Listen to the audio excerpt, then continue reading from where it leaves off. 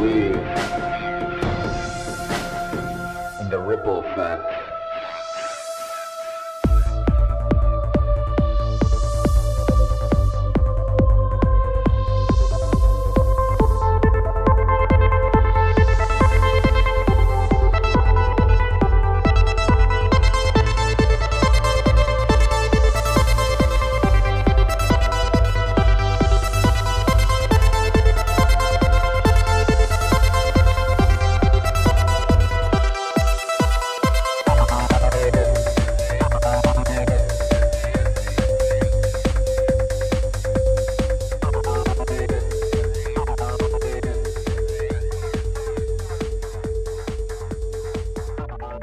What's up? Another episode of the Ripple Effect Podcast. Of course, I'm your host, Ricardo Fendes, also known as Ricky France, and a great episode for you today. Today, I have a guest, somebody that I've been trying to get on for quite a while, and I've been listening to his interviews and other shows for even longer. He is one of the most interesting people out there doing interviews and showing up on podcasts, and his knowledge of health, history, the deep state, foreign policy, eugenics, big tech, big pharma, and big food is just second to none. And we get into all these topics and much, much more. And the guest I'm referring to is Dr. Jack Kruse. He's been interviewed on huge podcasts like the Maria Menounos podcast, Rick Rubin, the famous and legendary music producers podcast, and also the Danny Jones podcast, where he sat down and did, I think, just about a 4-hour conversation with Danny Jones. So if you're looking for some more podcasts with Dr. Jack Kruse, definitely check out those episodes. And also, he's been on the Higher Side Chats. And as you guys know, Greg's a friend of the show. He's been on, and that was also a great conversation. So that's another one you can check out. But before we get into our amazing conversation, let me remind you, this is a value for value show. If you get any value out of the discussions that I bring to you, please consider giving some value back. And it doesn't have to be financial. Like I always tell you guys, you can rate, review, tell people about the show, share the show on all the platforms you're on. All my work is open source, so feel free to post it and share it, upload it anywhere and everywhere. But if you happen to be in a good financial situation and you do enjoy the Ripple Effect podcast, please consider financially supporting the show. You can support us on Patreon. And if a small percentage of people who listen and watch the Ripple Effect podcast donated as little as $1 a month, I could easily do the show full time. So please consider supporting us on Patreon. It's one of the best ways of supporting content creators. You can also send a one-time donation on PayPal, Venmo. You can send crypto. We have an amazing merch store with really high-quality products by my good friend Ryan Graham of Big Frog Merch, and also the host and creator of the Independent Review podcast. So definitely check that out. We have some amazing new designs we've been working on. We have already released a bunch of them, and we have many more on their way. So keep checking out therippleeffectpodcast.com or go directly to the merch store by going to the Ripple Effect Podcast merch.com to check out what we have available and all the new stuff that's coming to the store very soon. Last but not least, let me remind you that I do have a YouTube channel. I use it to post clips. I also created a documentary playlist if people are looking for just thought-provoking documentaries. You're looking for just something interesting to watch on a weekend. But I cannot post full versions of the episodes on there. But you can find them on many other platforms like Rumble, BitChute, Rockfin. But I know the majority of people still use YouTube the most because of the convenience and how easy it is to use. But I have some good news. Now Rumble can be found on many smart TVs and on Amazon Fire Sticks. So definitely download the app and use it just like you use the YouTube app on your smart TV. And you can watch the Ripple Effect podcast and many of your favorite podcasters and YouTubers who put their uncensored content on Rumble. So now you have an easy and convenient way of watching the Ripple Effect podcast or any other show you might enjoy, like the Union of the Unwanted, which is my roundtable discussion show I host with Charlie Robson from the Macroaggressions Show, Sam Tripoli from the Tinfoil Hat Podcast, and Midnight Mike from the OBDM Show. And you can find more information about the Union of the Unwanted at theunionoftheunwanted.com. But that's it. Enjoy this amazing conversation with Dr. Jack Kruse, and I will talk to you guys next one.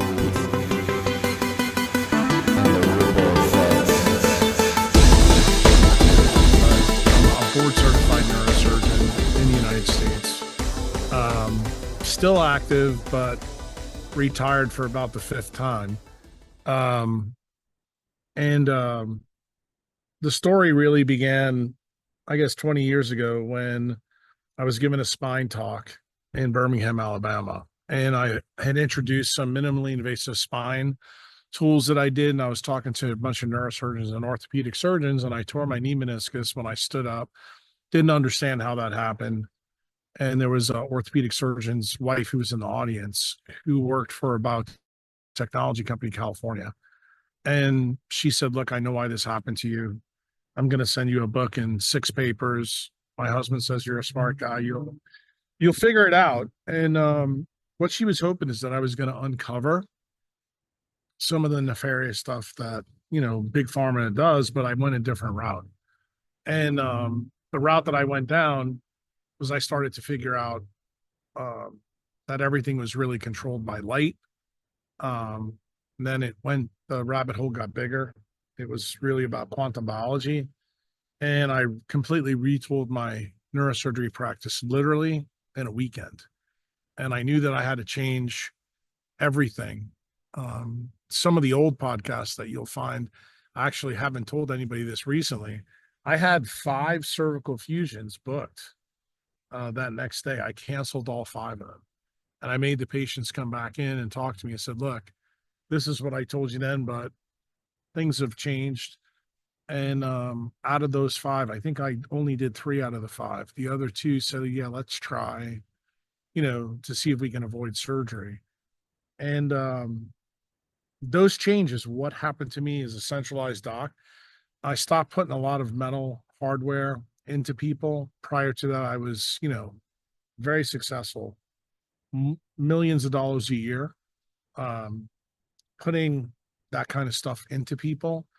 Because I didn't really have a fundamental understanding about how detrimental it was. But after this issue, I changed, and then I went down a rabbit hole that was about 18 months, where I went to the medical school library in the town that I was practicing in, and started to find all the links, build out the thesis. I knew I was wrong, but then I actually had to build out the thesis why I was wrong.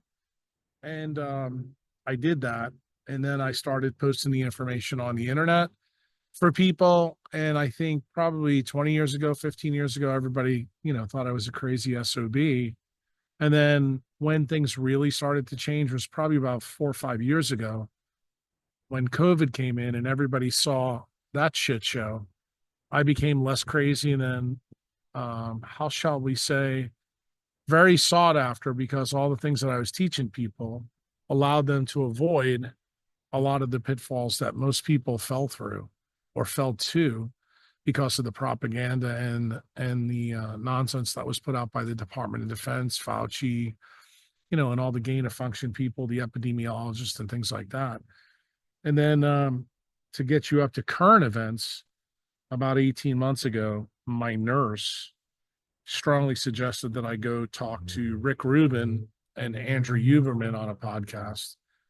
And I famously didn't answer Rick for about 6 weeks because I didn't know if I wanted to put the target back on me, because I knew where this was going to lead. And ultimately, I decided to do that. So that's when Jack became, how shall we say, apolitical, and then became political. And it led to me writing a Constitution Medical Freedom Amendment for President Bukele in El Salvador. It led me to the point of speaking with Bobby Kennedy multiple times about this law, then Bobby using the law. That's where Maha, really kind of comes from. And then the person that was intimately tied to that story was Nicole Shanahan. This was before Nicole was actually the vice presidential candidate. She was Echo's mom, Sergey Brin's ex-wife, who basically did an about face when she realized that some of the things that she was doing in her previous life may not have been not only good for America, but also not good for her daughter and not good for her. And then I shared some of my information with her. And eventually it goes all the way up the chain to Trump. Now Trump's got the information as well. And now here you are, November 22nd, 2024. And we are on the eve of Nicole coming down to actually meet Nayib Bukele here in El Salvador as we speak. She'll be here tomorrow. That's awesome. Yeah, it's I've seen you on many podcasts throughout the years, and it does seem like recently, there's just been so much attention on the things that you're saying, and I've always loved your work because I've always been attracted to people that go against the grain because much like yourself, I'm always very skeptical of the quote unquote experts, and I'm always like, okay, we're accepting this as dogma, but nobody's researching the researchers to see if the research is good, that type of thing. So I've always been a fan of people like Dr. Tom Cowan and others, and I've had Dr. Brzezinski on, Dr. Thomas Seyfried, Dr. Dominic D'Agostino, which I know you've talked about on the Danny Jones show, and Yep. but just anybody who kind of went against the grain, and these topics were always so important to me because like I said in the beginning, these are conversations that can really change lives, and you change your own life, like you kind of scratch the surface on your own health journey. But for people listening who really want to understand, like, what are the most crucial principles in your opinion on, like, how do we live the happiest and healthiest life? And I know sun is a huge part of it. You get into the blue light thing, and Well, before you jump down the rabbit hole, though, with all those actionable things, I would say you have to realize the whole. If you distill it down, this is leaving a centralized life and going to a decentralized life. That means not only in health but also in wealth. Some people probably heard the original open and said, "Well, how did you walk away from millions of dollars, but we're still able to practice neurosurgery for 20 years?" Turns out Bitcoin was a big part of that story. And today, ironically, we're at the day that it may break 100,000. Without that maneuver, I may not be able to do the things that I'm doing. So I was actually decentralizing my health and biology first, then the wealth came next, and the wealth allowed me to disentangle from centralized medicine even further. Why? Because I wasn't tethered, through CMS payments, through, CPT codes, through, how much money I was making from doing this, that, or the other thing. And that I think really separates me from most other doctors, because I don't think there's very many doctors that did what I did as early as I did, in 2013. And that actually allowed me to be very, very vocal. Also, the thing that helped me was that I had, some pretty famous patients and clients. One big one was Rick. I think most people heard about that even from Peter Attia's podcast, The Drive. And the other one was Jack Dorsey. Without Jack Dorsey, Jack gets canceled very, very early on Twitter, but that doesn't happen. And Jack is also the reason why I got into Bitcoin when I did. Why? Because anybody who knows his history outside of Twitter, his company is Block, and Block is a Bitcoin only company. And when you really understand that Bitcoin is, a man-made decentralized network, I mean, what I teach people is to embrace nature, and nature is fully decentralized. That's where you get into what you were just getting into: light, water, and magnetism. And what those three things mean is a lot. It's expanded out. It's not just one little thing. When I do podcasts and people ask me usually at the end, what's the most important thing you do? It's actually seeing the sunrise. What are some of the other things that, there's a big list that you want to go down. But the second one is you want to make sure that you turn off all artificial light, once the sun sets where you live. And then obviously you're in Massachusetts and I'm in El Salvador. Today's, a week before Thanksgiving. And you can see, but my weather is substantially better than yours are. Well, that's also part of the story, because the older one gets, the more sun you need.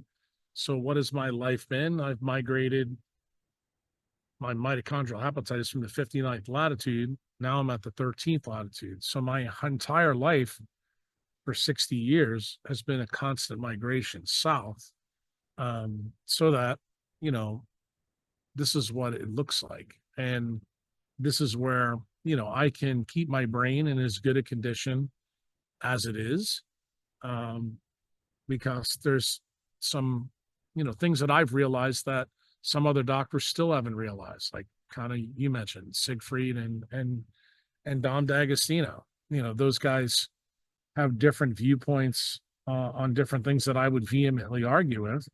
But ultimately, we bury our mitochondria in our heart and our brain. Therefore, you should mind the mitochondria in your heart and your brain more than you mind it anywhere else. Yeah, it's interesting because I've always had at a young age, my parents are farmers from northern Portugal.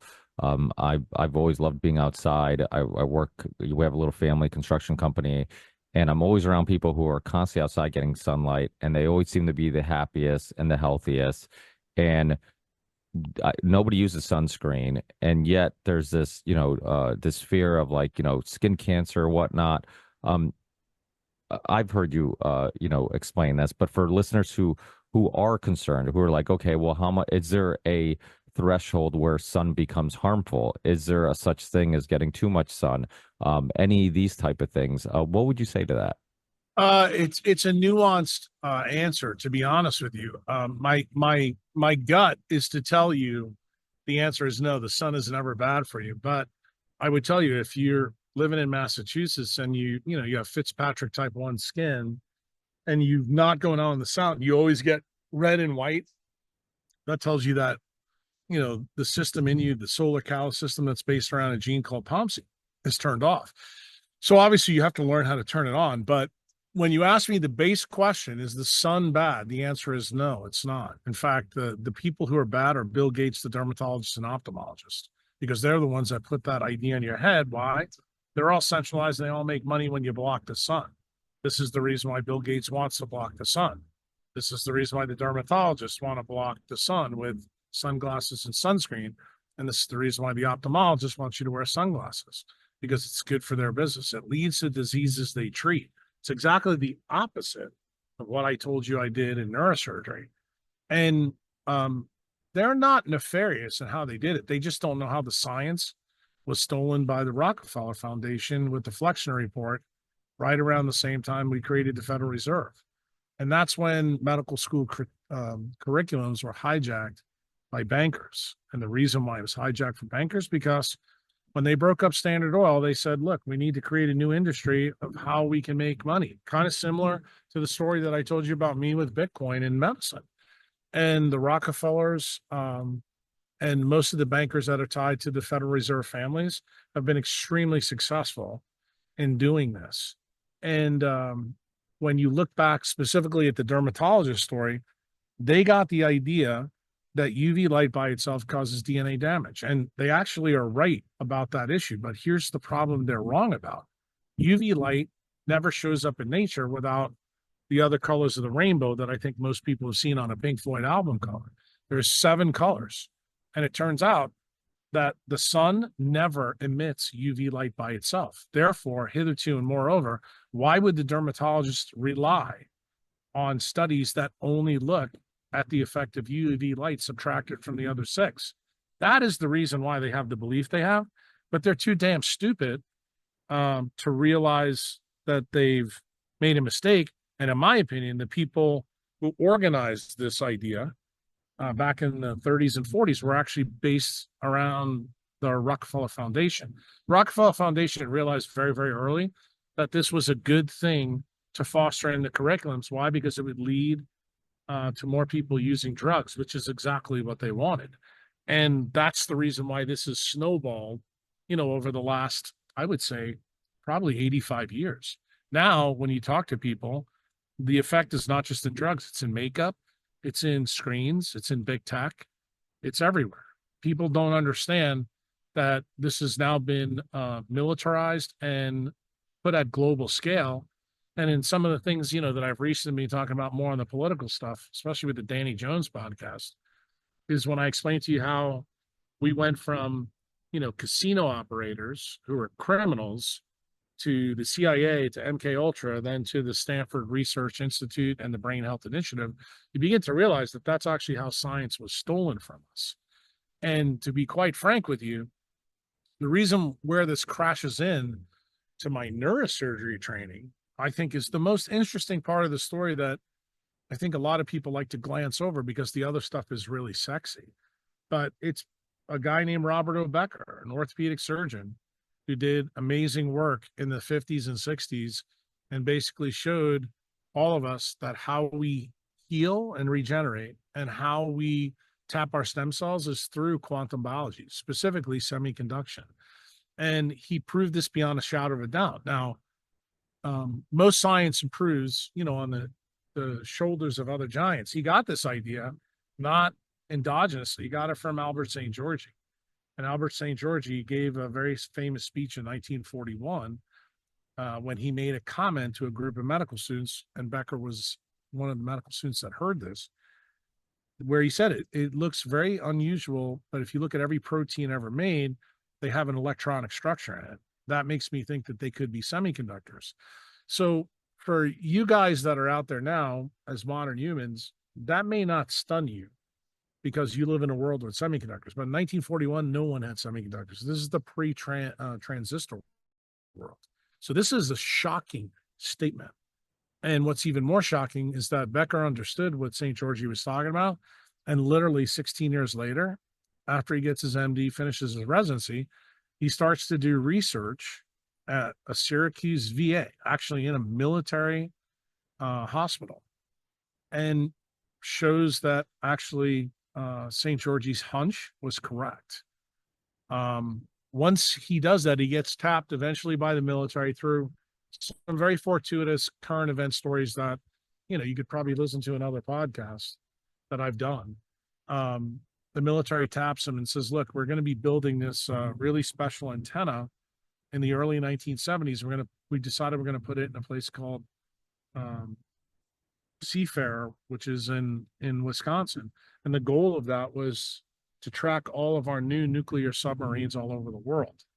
And the military's question was, since you're the expert in this electronic control system that controls regeneration and health, we want to know, is there any effect from this antenna biologically on soldiers, the public around this antenna, or to the environment around it? And Becker did some very cool studies, proved it beyond a shadow of a doubt. He turned that information over to the U.S. Navy Secretary in 1973. Becker expected that information to get published in the Federal Register like everything else, and it never did. And he got very frustrated over the next 4 years. So the first thing he did in 73, 74, 75, he started to do other research to prove that non-native EMF had significant biologic effects. And he worked with a lot of other scientists to do that. A guy named Fred Brown in the UK, where that study showed that non-native EMF could affect the Schumann resonance and make people crazy and give them mental illness.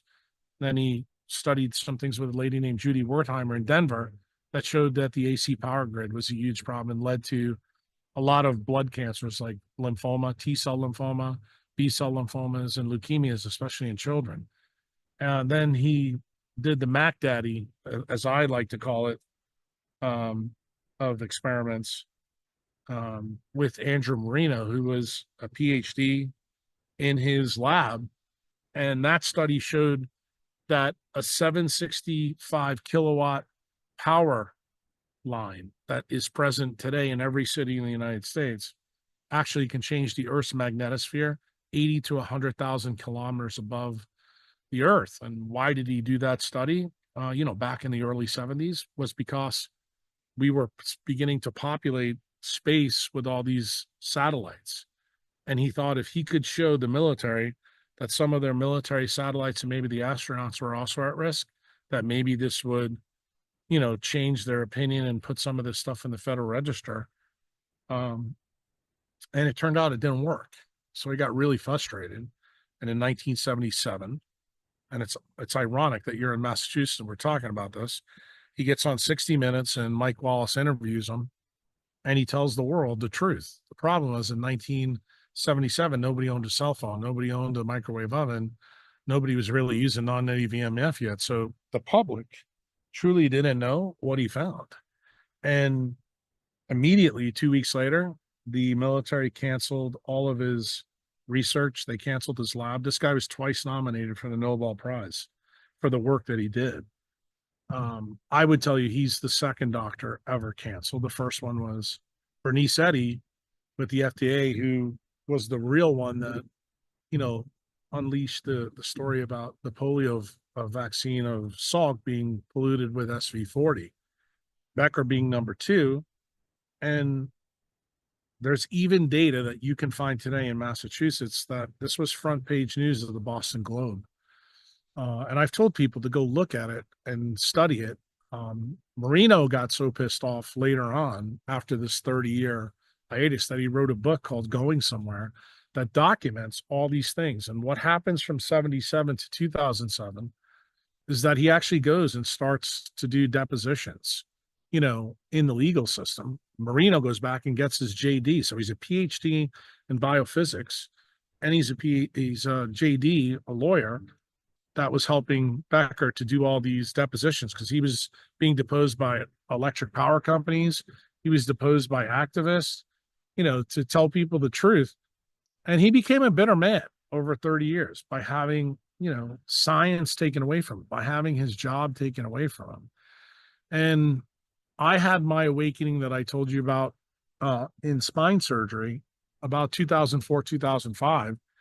So before Becker died in 08, I decided to go sit down with Becker in 07 and share notes.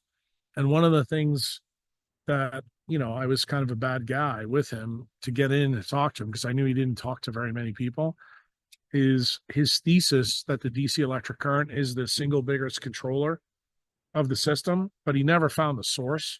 I sent him an email and told him that I had the source and I would share it with him, you know, if he'd sit down and talk with me. And of course, he was very interested in that. And when I sat down and told him about the gene POMC and it was tied to alpha MSH and explained to him, he literally in 5 minutes got it right away. And he just chuckled. And we had a nice chat. But the single most important things that we shared in that meeting, as I've relayed to most other podcasters who've talked to me in the last 6 months, is that he shared his playbook about how the military operated and how they canceled them and who were the bad and the good guys along the way. And he clued me into a couple of things that were happening at that time that I needed to pay attention to. He was the number one person that told me that Anthony Fauci was a problem. And he told me that one of the people that he was played a role with, who is now installed at the NIDA, which is the National Institutes of Drug Abuse, was actually tied to this story. And she was made the head, and she still is the head to this day. In 06, he said, just watch out for her.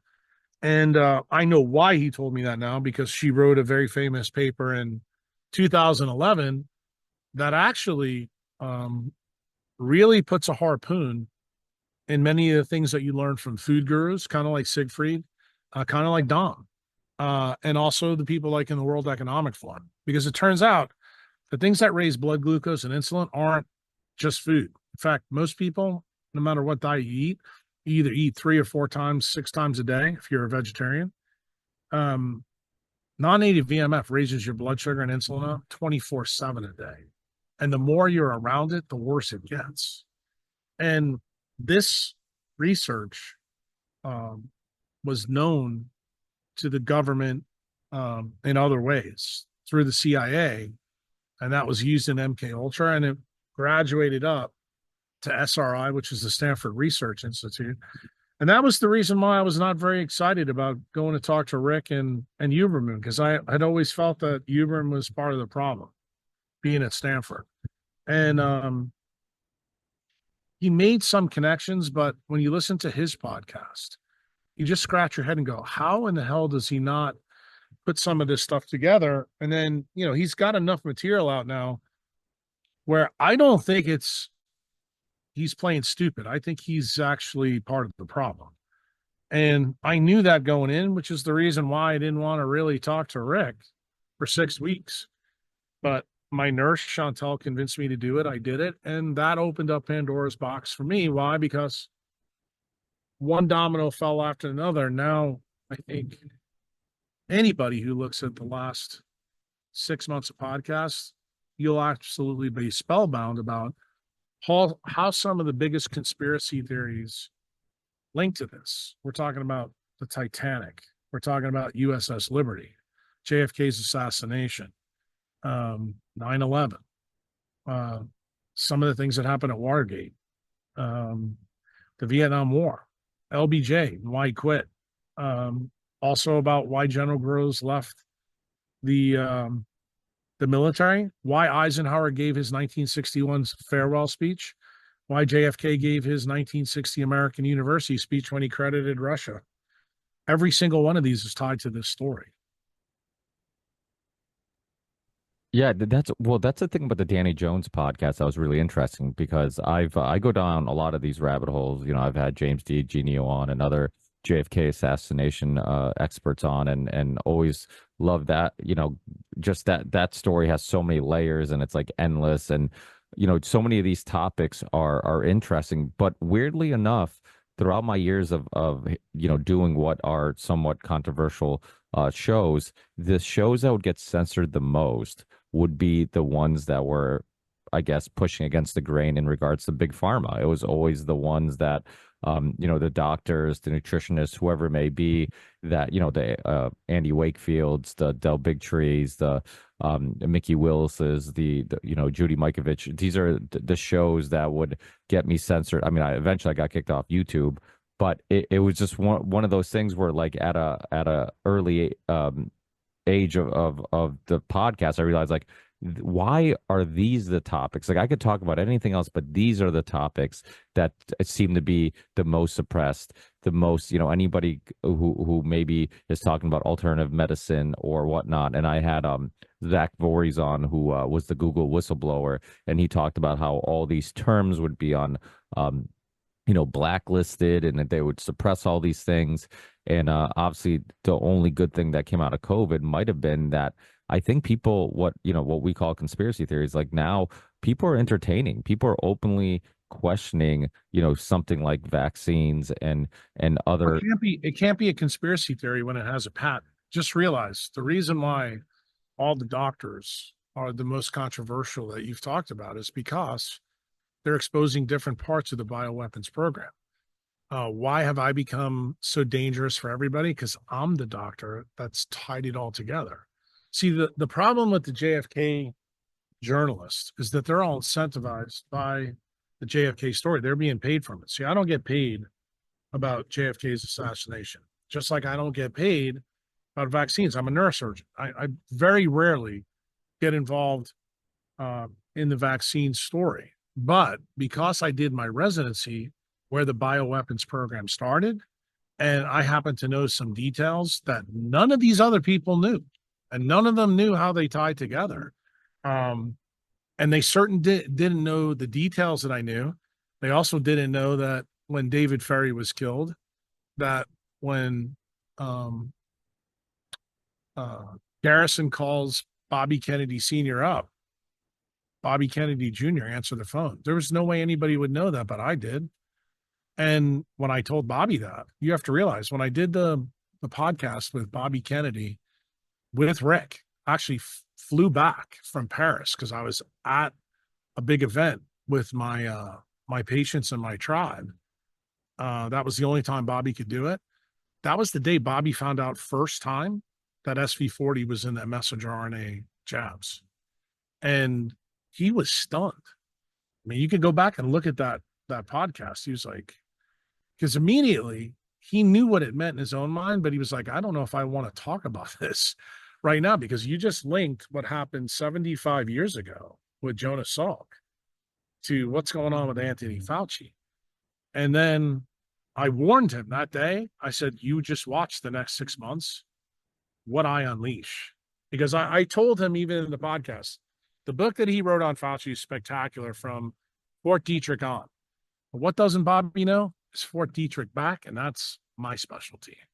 That is all the data that I have and how they link. And when you understand where the links are, you'll understand why Donald J. Trump didn't release the JFK archives, because they're all tied to that.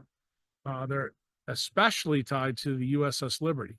They're really tied to stolen plutonium out of Pennsylvania. They're really tied to the guys who were the founders of Israel. They're really the big players here that nobody wants to talk about. Why? Because that is the stuff that I would tell you is very close to Andy Wakefield. But that's the stuff on the political side that nobody wants to touch. And if you listen to the Danny Jones podcast, you'll see how he backed away from that right away and told me that his guy Newman, who's read a million articles, and I just chuckled at that. I said, dude, he doesn't know shit about where the honeypot is buried. He knows about the CIA. He knows about the FBI. Well, guess what? Thousands of people know about that stuff. Why? Because that was easily discoverable. But that's not where the story is really buried. The story is buried somewhere else. And when you understand where it's buried and that it's linked to what we all just collectively went through the last 4 years, that's when you got to stop and go, wait a minute. This story is way bigger than anybody thinks. And the story is not done. I mean, to be quite frank with you, since you're in Massachusetts, I would tell you the guy who is truly the biggest patriot in the United States right now, in my opinion, is in Massachusetts. His name's Kevin McKiernan. And Kevin McKiernan did something that very few scientists probably would have done unless some key things happened. And I knew very early on that there was a problem with the jabs because I read the patents inside and out. And the reason I read the patents so carefully is because of the story that you guys all now know because of the Danny Jones podcast.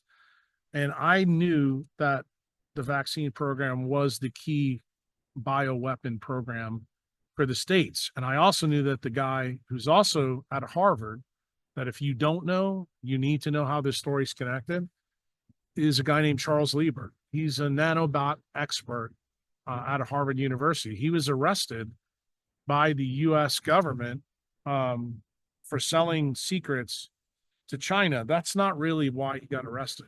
The United States was complicit in this, and they wanted to bury the link between the United States and the Wuhan lab because eventually the full weaponization of the COVID jabs that we got, and I'm talking about the coronavirus program, that's MERS and SARS and all of that stuff. These things were going to be loaded with nanobots that were tunable, okay? And they would be tunable to different people's DNA. That's data that they got from some of their technology partners in Silicon Valley. In fact, some of the guys that you probably have heard me talk about in other podcasts. And no, those guys don't want me talking. And how big a deal was this? I just gave a big talk, keynote speech at adopting Bitcoin here in El Salvador, literally 4 days ago. And magically, the live stream from Google got turned off for my talk. So no one was able to see the live stream.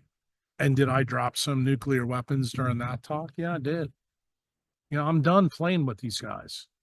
These guys are doing some really nefarious things. They haven't got, to the 8th, 9th, or 10th inning. If anybody who thinks that the messenger RNA jabs from Pfizer, Moderna, or anyone else are the final step for this program, you are sadly mistaken and quite ignorant.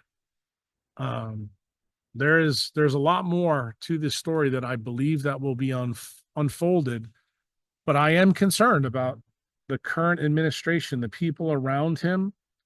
Some of these people are double agents. Some of these people will try to bury the truth from the American public, but as I've said on just about every podcast, and I'll say on yours, when I come and talk about stuff like this, I'm looking for savages. I want each and every one of you, once you know that I'm not lying to you, once you verify the things that I've told you, then I expect you to become Paul Revere. I expect you to get angry as hell like I've been, because this is the biggest story in the United States since the Civil War.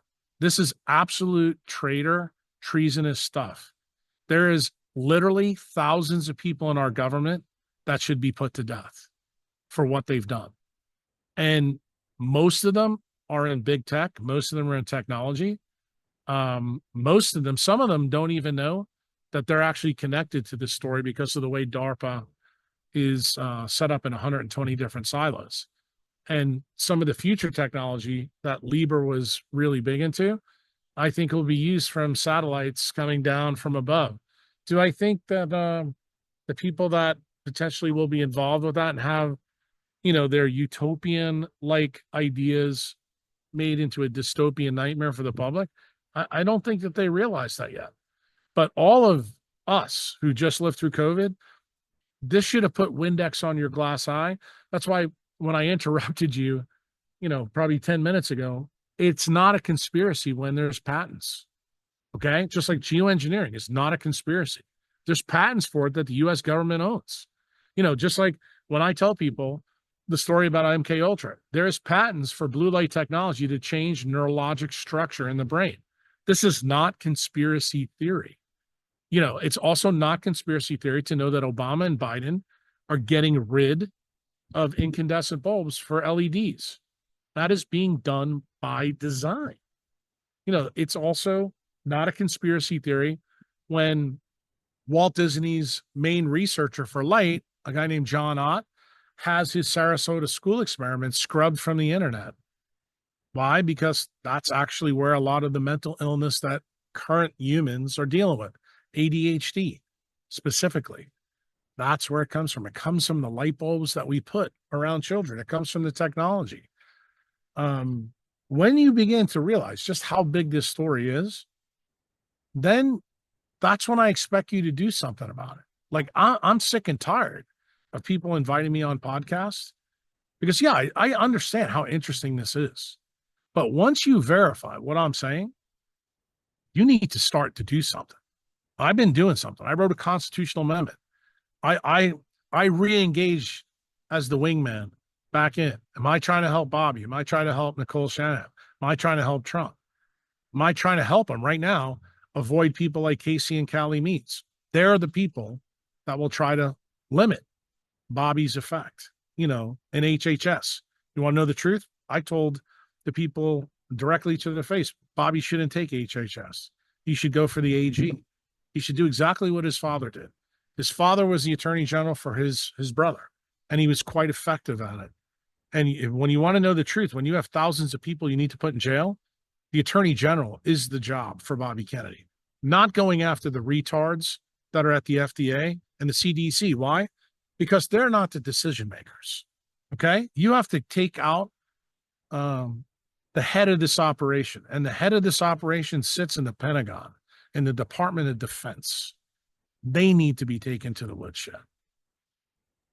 Now, we talk a lot about, the bigger plan, the bigger picture, and I love this because this is exactly, I think a lot of times we'll hit on specific things and then you don't ever zoom out. You never have a guest that like zooms out and like, this is the big picture. And this is something that I think you're stressing.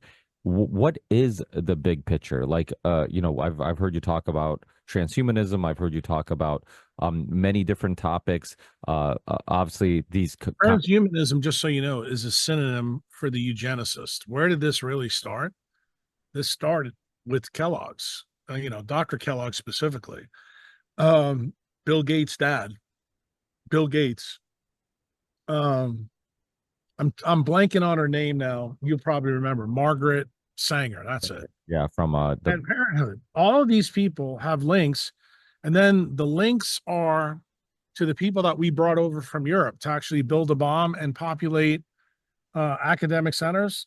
They all had the same type of political leanings. They were all left-wing liberals that Operation Paperclip brought before the war and after the war. Who was the person that did that? Allen Dulles.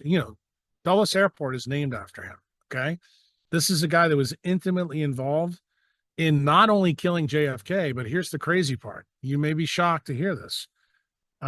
He's a member of the Council of Foreign Relations. That's the Trilateral Commission. That is everything tied to the Rockefeller Foundation. Do you know that Allen Dulles and his brother John Foster Dulles were actually involved in the Treaty of Versailles for World War I? So they were loyalists actually to the crown. Both of them were members of the Pilgrim Society. You're from Massachusetts, so you should know what a pilgrim is and what the Pilgrim Society is. So something that Queen Victoria set up at the turn of the century with some of her flunkies to find out who were still loyal to the crown here in the United States, literally 130 years after the American Revolution. And it turns out that Allen Dulles and John Foster Dulles are that. You want to hear something even crazier? Every single head of the Department of Defense has been a Council of Foreign Relations member ever since. That's where they're loyal to. They're not loyal to we the people. They're still loyal to the royal family. They're loyal to the bankers. Who are the European bankers? That's the Rothschilds. Who are the bankers to the Federal Reserve? The Rockefellers. Do the Rothschilds and Rockefellers, are they two of probably 8 or 9 families that are part of our Fed? Yes. How did we get the Fed? We got the Fed from this process. You may be shocked that Dulles, specifically John Foster Dulles, was tied to setting up the meetings at Jekyll Island. The big member there was a guy named Paul Warburg. He's the one that wrote most of the charter for the Federal Reserve System, the 12 different banks. And who is the person that was critical being the government liaison, where the Council of Foreign Relations comes from? That's a guy named Nelson Aldrich. He was a Republican senator from Rhode Island, right in your neck of the woods.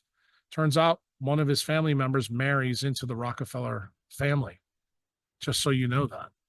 And this all happens right around, right before World War I and World War II. And the Treaty of Versailles is made so that they can set up World War II. Why is that? Because they want to get Russia and the United States back. That's a Lloydial title. And when you understand that this game has been going on for literally since 1774, that's when they lost us, but they lost the Russians in 1917 in the Bolshevik Revolution. And probably the biggest story in the 20th century that has been so misunderstood is the Bolshevik Revolution, the fact that Russia is our friend, and how they're our friend is probably, we'll explain to you why the U.S. military is so against Russia in just about everything, especially since World War II. It ties back to this story where the 3 Russian guys that led the Bolshevik Revolution, 2 you know really well, 1 you probably don't know so well. That's Stalin, Lenin, and then Trotsky. Trotsky is the guy that goes and negotiates with the Rothschilds and the royal family and the papacy that during World War II, things were not going great in Russia. So they wanted to lock up the Tsar, Nicholas, with his family in Siberia to keep him sidetracked while the rest of the war, continued on. And the Bolshevik Revolution happens literally in 17. The war ends in 18. But Trotsky does something very shocking. He goes and murders the Tsar. This stuns the Rothschilds and it stuns the royal family. It actually even stunned the Pope at the time. And that was Pope Pius XI, for those of you, checking your scorecard at home. And what happens from there is Lenin and Stalin are kind of stunned with this because their marching orders were just to keep these people locked up, not shoot them. What immediately happens from that event in the royal family? King George V realizes that now his monarchy is at risk in the UK. So the name of the royal family from his mother, which was Queen Victoria, was Saxe-Coburg-Gotha. He immediately changes the name to Windsor. Why? Because it's not German. And he gets that name off a castle that's the south of London. You can't make this crazy shit up, but that's really what happens. And then he tells the Rothschilds that we may have overstepped our bounds here because this has gone out of control. So let's now fast forward. You can imagine the Treaty of Versailles has to be written a certain way because of what just happened. Not only did you not get America back, but you actually now lost Russia. So they have to create another worldwide diversion to get everybody back in another war to try to make it right. And during World War II, something magical happens. And this is why Americans don't have anything from probably 1945 onward in their history books to tell you the truth. Either you trust the government or you're a really good historian. And if you're a good historian, that will tell you why they're the biggest criminals, in the world right now. There's no bigger criminal than the industrial military complex. And I can tell you, they've killed more people in the last 120 years than anybody combined. Okay, it's not even close. So what happens? In World War II, Manhattan Project's already made, and Groves knows that FDR is going to see Stalin at a place called Tehran, Iran, which is not the capital of Iran yet, but that's where the big three are going to meet. And it's at this meeting the first time that Stalin tells FDR the truth. Why? Because Groves told FDR, you can't trust the Russians, even though they're on our side, da da da da da. And Stalin knew this from his KGB compatriots. So Stalin does something that kind of shocks everybody. He asked for a meeting with FDR when Churchill's not present, and he immediately tells the truth to FDR. He goes, I want to let you know that I sent KGB agents to Mexico City to kill Trotsky, and I did it for this reason. And he tells him the story that I just told you. So FDR hears this, and he's stunned. He goes back and starts talking to the War Department. Because remember, this is pre-CIA. This is when we have the ONI and the OSS. And the people that are in our intelligence, they don't know if he's telling the truth or not. They have another meeting planned that happens in 1944 that I do think your history books talk about. This is the meeting at Yalta. And at that meeting, this is when FDR says, well, you know that Woodrow Wilson in World War I came up with the idea of the League of Nations. He goes, I want to come up with an idea called the United Nations, and I want to make you a charter member. I want to show you for doing such a good job of, defeating Germany. FDR tells Stalin, you guys defeated Germany. Why? Because the intel he gets back from MacArthur, Patton, and Eisenhower is that the Russians are kicking ass and taking names in Europe. They made their job easier. And anybody who's an American aficionado, if you read Eisenhower's stuff from his library, you'll find out that VE Day and the invasion of Normandy happens way later than it was supposed to. And it turns out it was about 8 months late. And in that 8 months, literally, Russia turns the tide in Europe. And Eisenhower knows it. And these things are all discoverable if you know where to look. And what happens at Yalta when FDR says, we're going to change the idea of the League of Nations to the United Nations, we're going to make you a charter member, and here's the big and. We are going to rebuild Russia and Europe. That's eventually when it comes to the Marshall Plan. What magically happens right then and there in history? That's when General Groves gets the intel back because he's getting closer to making the bombs. And he goes, we cannot have this happening. This is not good news for the military. And Groves is hell-bent on dropping the bomb. So he knows that FDR is afflicted with polio. He's at the end of his third term. He's going to have to be reelected for his fourth term. So what does he do? He enlists the biggest politician in the United States on the DNC side, because FDR is a Democrat. His name is Jimmy Burns. He's a senator from South Carolina. Jimmy Burns has a very unusual distinction. He's the only person that's held the office of Secretary of State, Senator, and House of Representatives ever in United States history. That's how powerful this guy is, okay? He tells Jimmy Burns that I need you to replace Henry Wallace, who's been the vice president for 3 terms with FDR. Why? Henry Wallace famously gave a speech in 1942 that said after the war, we're going to open up the time of the common man. If you listen to this speech, which you can still find on YouTube, you'll think you're listening to a Bernie Sanders speech when you hear it. And General Groves was like, we're not having any part of this guy take over for FDR before we have to make a decision to drop the bombs. Why? Because he may actually listen to Eisenhower, Patton, and MacArthur, and we may not be able to drop these bombs, which Groves is the one that hires Dulles to start Operation Paperclip, to find all these German Jewish scientists to make the bomb. And Groves is not letting the biggest engineering plan ever, still to this date, this is the biggest thing we've ever done, go to waste. And Jimmy Burns sits down with the DNC and literally in 9 minutes changes the outcome of who's going to be vice president for the fourth ticket. And magically they put in General Groves' Manchurian candidate, who was hand selected by Jimmy Burns. That's Henry Truman. Harry Truman comes in, and after FDR dies in April of 45, very early on, like 2.5 months into his fourth term, the shocking thing of history, everybody is told, who's probably my age below, that on the desk of Harry Truman sat a thing, the buck stops with him. Do you know who put that on his desk? General Groves. And it turned out that Harry Truman didn't even know that we had a Manhattan Project going on until after he's a president for like 5 weeks, 6 weeks. Who informed him? Was it General Groves? No. It was actually Jimmy Burns. And what does Harry Truman do when he hears this? He actually elevates Jimmy Burns to Secretary of State at that time.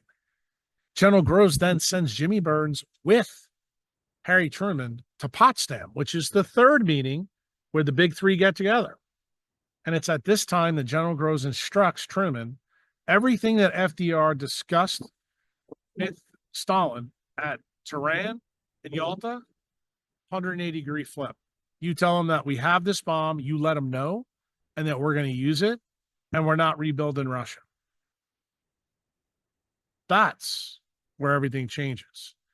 And when you understand that General Groves is the source code for most of the problems that we have, but it's based on all the stuff that the two Dulles brothers did at the Treaty of Versailles, you begin to see a totally different side of United States history. And this is the reason why I think everybody who's alive today knows that we run forever wars. We've been in a war every single time since this time, since right after Groves gets out, starting with the Korean War, goes into Vietnam, and then we're into Afghanistan and Iraq and Iran. The only time that we weren't in a war was with President Trump, and you saw that the industrial military complex tried to cook an election. That's where all the J6 people come from. It's because they certified a fraudulent election. There's no question about it. We know that now. We didn't know it then, but we know all the monkey business that happened in all the swing states. People now admit there was definitely fraud. Well, if just 2 or 3 of those swing states flipped the other way, Trump is still the president. You don't get what we got through Biden. And when you understand this, you understand who's really running the country. It's not the president of the United States. It's not Congress.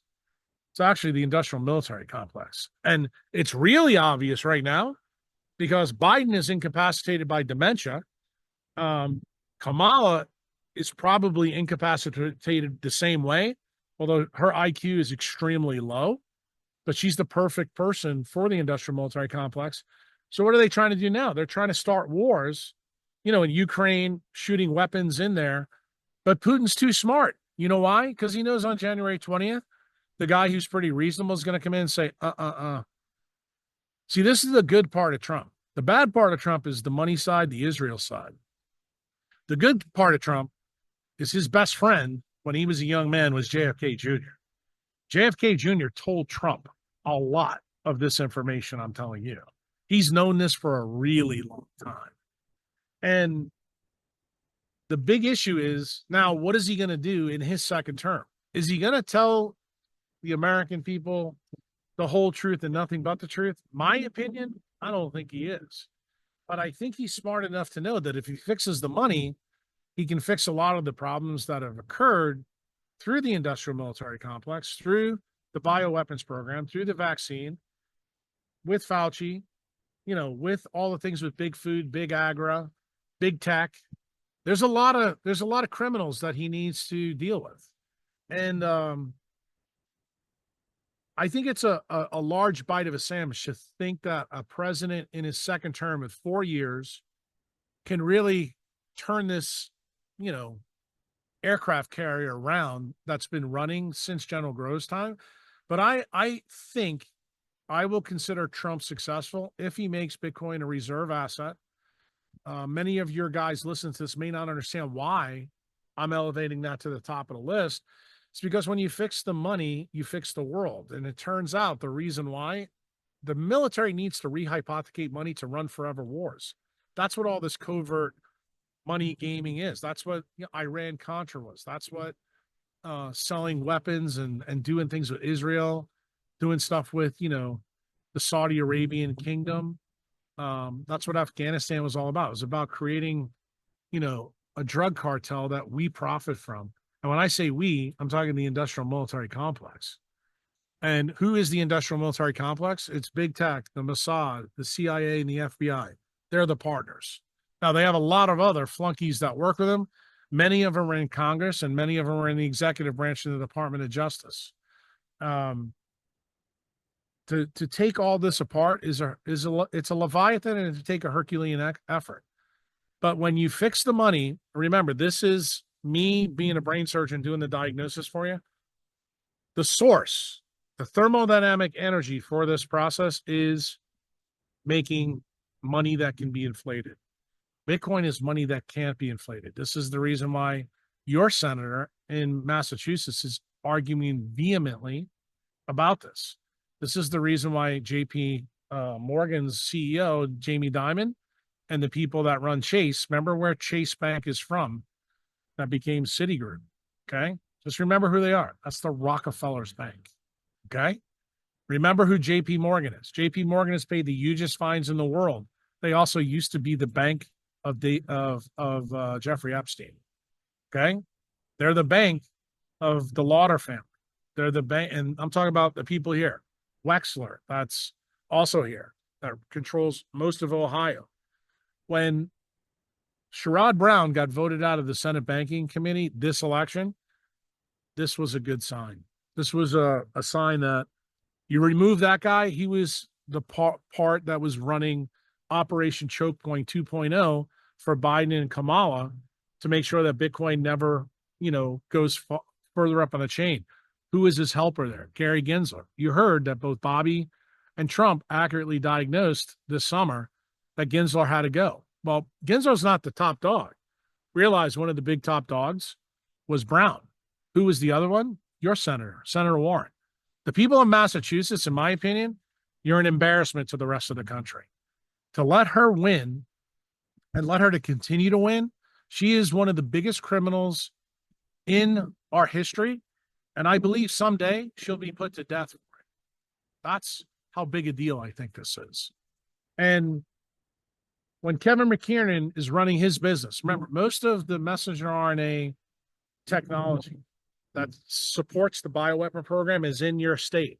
This is the reason why when you see the banking stuff tied to Massachusetts and you see the big pharma biodefense weapon project there, when you understand how tied Harvard University is to all this, you begin to realize that Harvard, Stanford, Johns Hopkins, those are all the players that linked initially in the ARPANET, that became DARPANET, that now have become DARPA, and now DARPA, with the help of Sergey Brin and Ann Wojcicki and her sister, who's now dead from her own boomerang, that's Susan Wojcicki, who used to run YouTube, who died of a turbo cancer just literally a couple months ago. Those are the people that have now made HARPA. What is HARPA? HARPA is actually the target of Bobby Kennedy.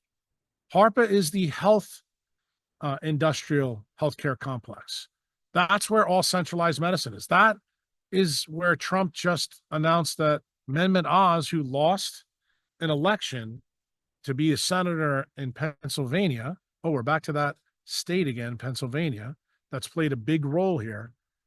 Oz is a problem. And the fact that Trump named Oz to head CMS, in my view, and this is going to be a really wild take for you, I don't have a problem with it. And the reason why is Dr. Oz is a centralized heart surgeon that's incentivized by the World Economic Forum and the jabs. Why? Because everybody knows about the myocarditis side. You have more heart transplants.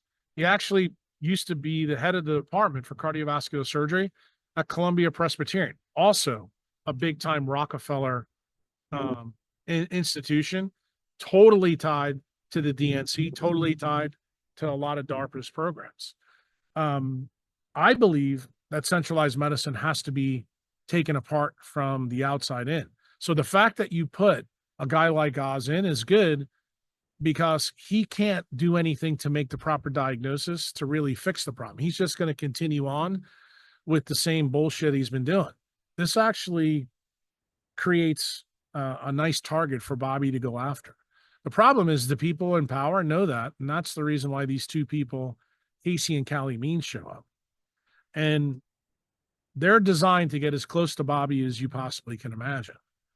And to try to be, how shall I say, the cast on the leg to stop him from doing some of the things he's doing, which is the reason why I've been very argumentative with people that I think he should have been the attorney general. Now that Matt Gaetz a step back, that's the guy that I would put in. I think HHS has got a huge budget, but I think HHS would probably be a great place for a guy like Rand Paul. He's a doctor. He knows about the monetary corruption from his father, who is probably the only senator that I can honestly say for his entire career understood Austrian economics, understood the real problem of money and why it was the source. But everybody back in the 70s and 80s thought, he was crazy. And much like me, Rand Paul's dad, Ron, has now turned out to be one of the smartest guys in the back half of the 20th century you can imagine. So do I think it would be nice to have an ophthalmologist who doesn't have his head up his ass, the head of HHS, or maybe his compatriot, Thomas Massey. Massey is spectacular. He's the only guy in Congress that doesn't take any money from AIPAC. And for those of you who don't know who AIPAC is, that's basically Israel's lobby in DC. They own just about every politician in Congress. Everybody pretty much in the RNC and DNC. But Massey's the only one that doesn't have his own AIPAC agent, so to speak. And I think it would be good to put a guy like that in a position of power, even if he's over his skis a little bit, because we know that he'll be doing the job of we the people. And that's what we really need. We need somebody who understands who the bad guys and who the good guys are. And since you're in the state you're in, Massachusetts, I want everybody to hear this loud and clear. One of the other reasons JFK was taken out is because he tried to force AIPAC, when he was the president, to register as a foreign agent. And the Israeli prime minister at the time, David Ben-Gurion, didn't like that. In fact, JFK went the extra special step in 61 and 62, where he tried to send our nuclear regulatory team in to examine the nuclear reactor at Dimona that Israel was saying they were going to make electricity at, which turned out they never made electricity. That's actually where the plutonium that was stolen from Pennsylvania. Now you understand why Dr. Oz was running where he was running. That plutonium was stolen, and LBJ caved the investigation after that, even though there was tremendous data. That's when Israel got their ball. And that was the payoff for helping us kill JFK. So I think everybody in Massachusetts should want to know that story. But I want you to know that part of the reason that we can't get to the gritty tax, we have a Kennedy in right now that's willing to put his own life on the line. The Kennedy family wants to tell you he's a black sheep. I think they just want this to go to bed because of how their family has been handled by the industrial military complex. I'm going to tell you, even Teddy Kennedy, I think he was taken out also by the same group. That's a story for another day. But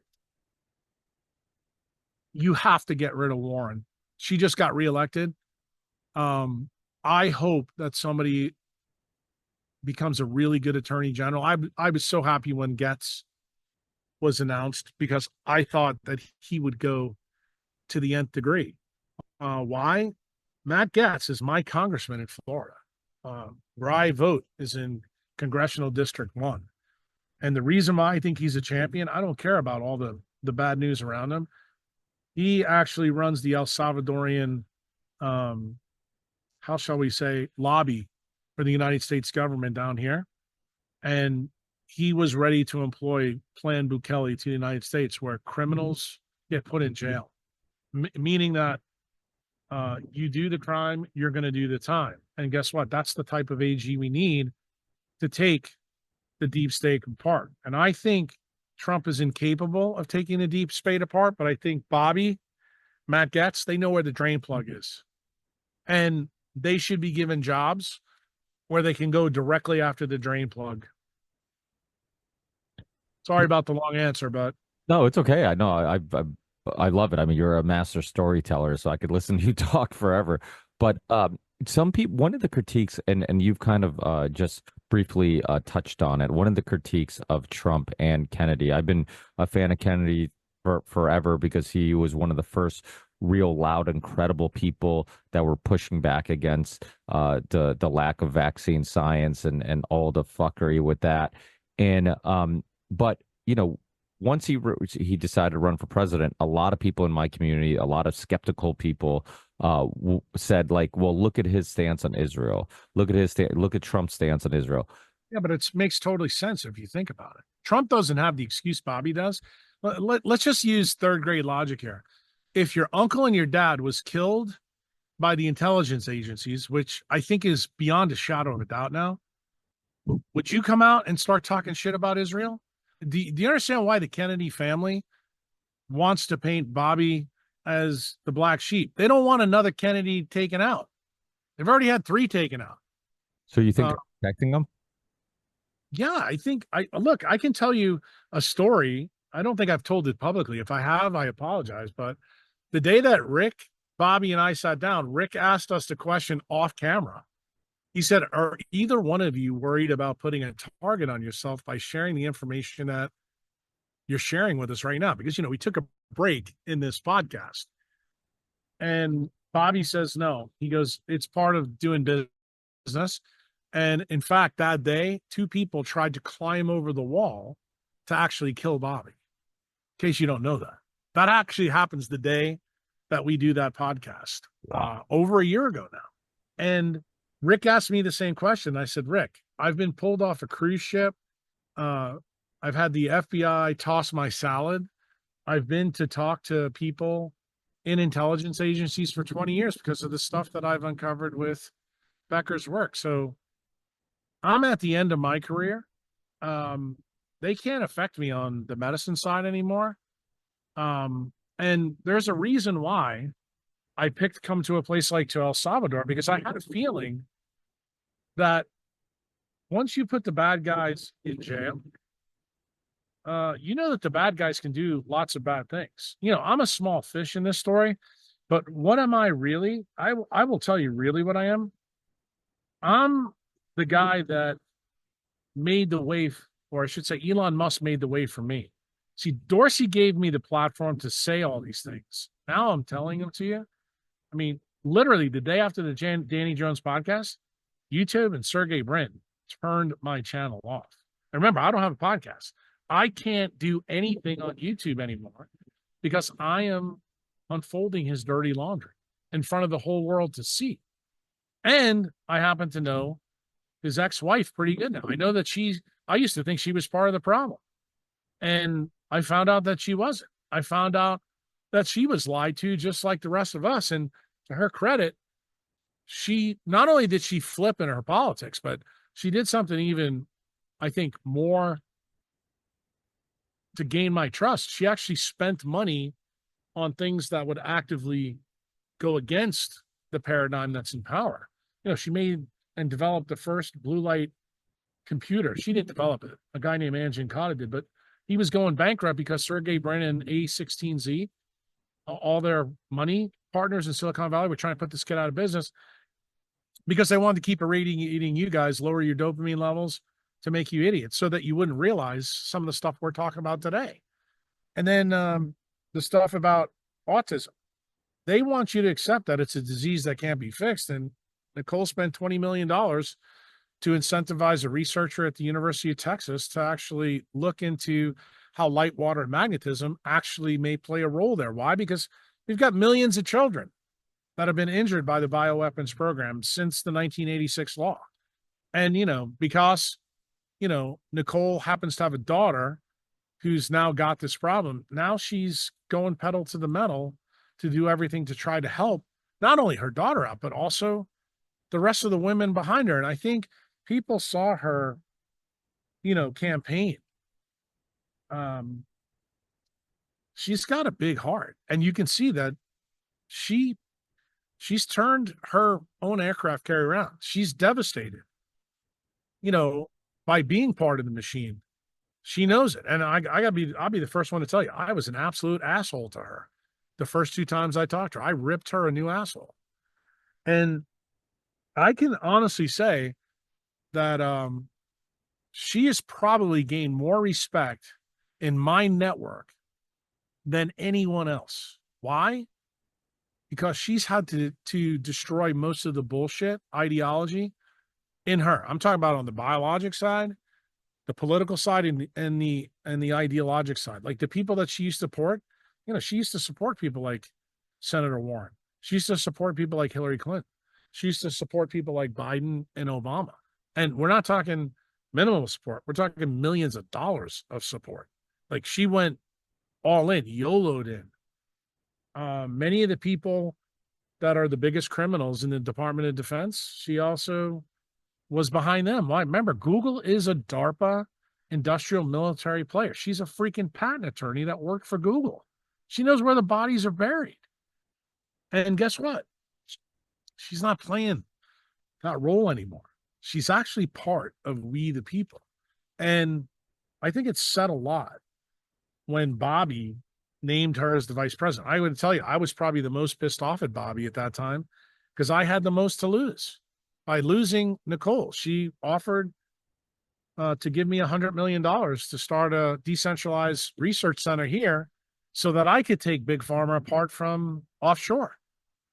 And because she started to run, that program, got obliterated. I'm happy to report to you that program is back on. And we'll see how it goes. Am I much more optimistic a year and a half later after I didn't answer Rick Rubin for 6 weeks? Yeah, I think it was important for me to get involved in this. Anybody who's known me, and trust me, I've been famous enough in decentralized medical circles for a long time. You'll very rarely hear me talk about politics. But the last 6 months, dude, I've been lighting fires everywhere. And it's, guys like you, the people of Massachusetts, the people in New England, the people that keep voting for these freaking idiots. We got to get rid of them all. And trust me, the idiots just aren't in one party. The uniparty is a real problem. And the uniparty people, we need to get rid of them. And, I think in Trump's administration, let's not listen to what they tell us. Let's watch what they do. And when they do something, then we take them to the woodshed. I'm really happy with the people of Ohio for getting rid of Brown. I'm really disappointed with your state. Elizabeth Warren needs to go. She really needs to go. She's one of my top 5 biggest criminals in Congress. During COVID, I was so embarrassed to be from the state. It just really highlighted But you have to realize something. The reason you're saying that, and I want to make sure you get it, her constituents are Big Pharma. Do you know why she can't get out? She pays attention to them. Not everybody else in Massachusetts. The people that have the biggest checks, those are her friends. The 2 people that support Warren are Big Pharma, Big Tech, and the bankers. Dude, that's the reason why she's so difficult to get rid of. But there's only one way to get rid of her. Even though she's got all this money, you guys vote. Believe it or not, those votes cancel out those checks. Yeah, and look, I think starting locally is a good place to start and be proactive. I think there are a few good things that came out of COVID, and we did talk about the skepticism of big pharma and the experts and all these things, but also people realizing that, like, hey, you can't be this rabbit on a wheel just running in place and ignoring everything around you and thinking that like everything's going to be fine. Though. You don't realize you can, because that's actually Big Tech's role in this. That's actually what MK Ultra. That's what screen technology does. That's what non-native EMF does. Anything that raises your blood glucose and insulin basically destroys your dopamine level, so you don't really give a shit about the environment. I mean, that's what Meyer Lansky and Mo Dallas did in the casinos in Vegas. They got people to give the money over to the house without having to stick a gun in their face. Then what does the Mossad, CIA, and FBI do? They actually study it. That's actually what MK Ultra becomes. That's what SRI is. Look, if you think this is crazy, just ask yourself, as a person listening to this podcast, has it ever struck you that every single screen ever made is blue lit? I mean, nobody else has any other default settings like red or orange or anything else. They're all blue. And Meta has got a blue logo. Google has blue in it. You just need to realize how you're being played, and you need to understand why you're being played. That's the reason I spoke up. I know all the links. I'm a brain surgeon. I know actually how the brain works. I know how you modify behavior. And they have become experts at modifying behavior, not only with light, but with drugs. And the big one is propaganda. And that came from a book in 1921, linked to Tavistock. Again, we're back to the royal family. And it's also linked to the Rockefellers and Rothschilds. A guy named Edward Bernays, who is his uncle? Sigmund Freud. There you go. Yeah. The story all links, my friend. The problem is that when people hear this story laid out, it stuns them. It stuns them. They go, I cannot believe that all these things are physically linked. And I would just tell you, I'm a true Bitcoiner.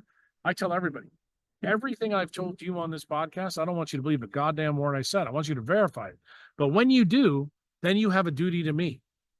Then you need to get on your horse like Paul Revere and do the things that I'm doing. Start telling people the truth, that we are being lied to by our government. Everything Thomas Jefferson warned us about King George, it's about 10x now with the criminals there. I'm going to tell you right now, King George is a street criminal compared to the people in the Department of Defense. They are the biggest criminals on the planet, bar none. So the link between the bioweapons and the Department of Defense, this all is it all just, in your opinion, about control? Is it a lot of people on the show control and decreasing the population? Because remember, when you have a smaller population globally, it's easy to turn people back to the medieval ages, to feudalism. I mean, just remember the players in this game: bankers, the monarchy, and also the papacy. Remember, all three were active, through that 500-year dark ages. They were the top of the heap. It was a pyramid system.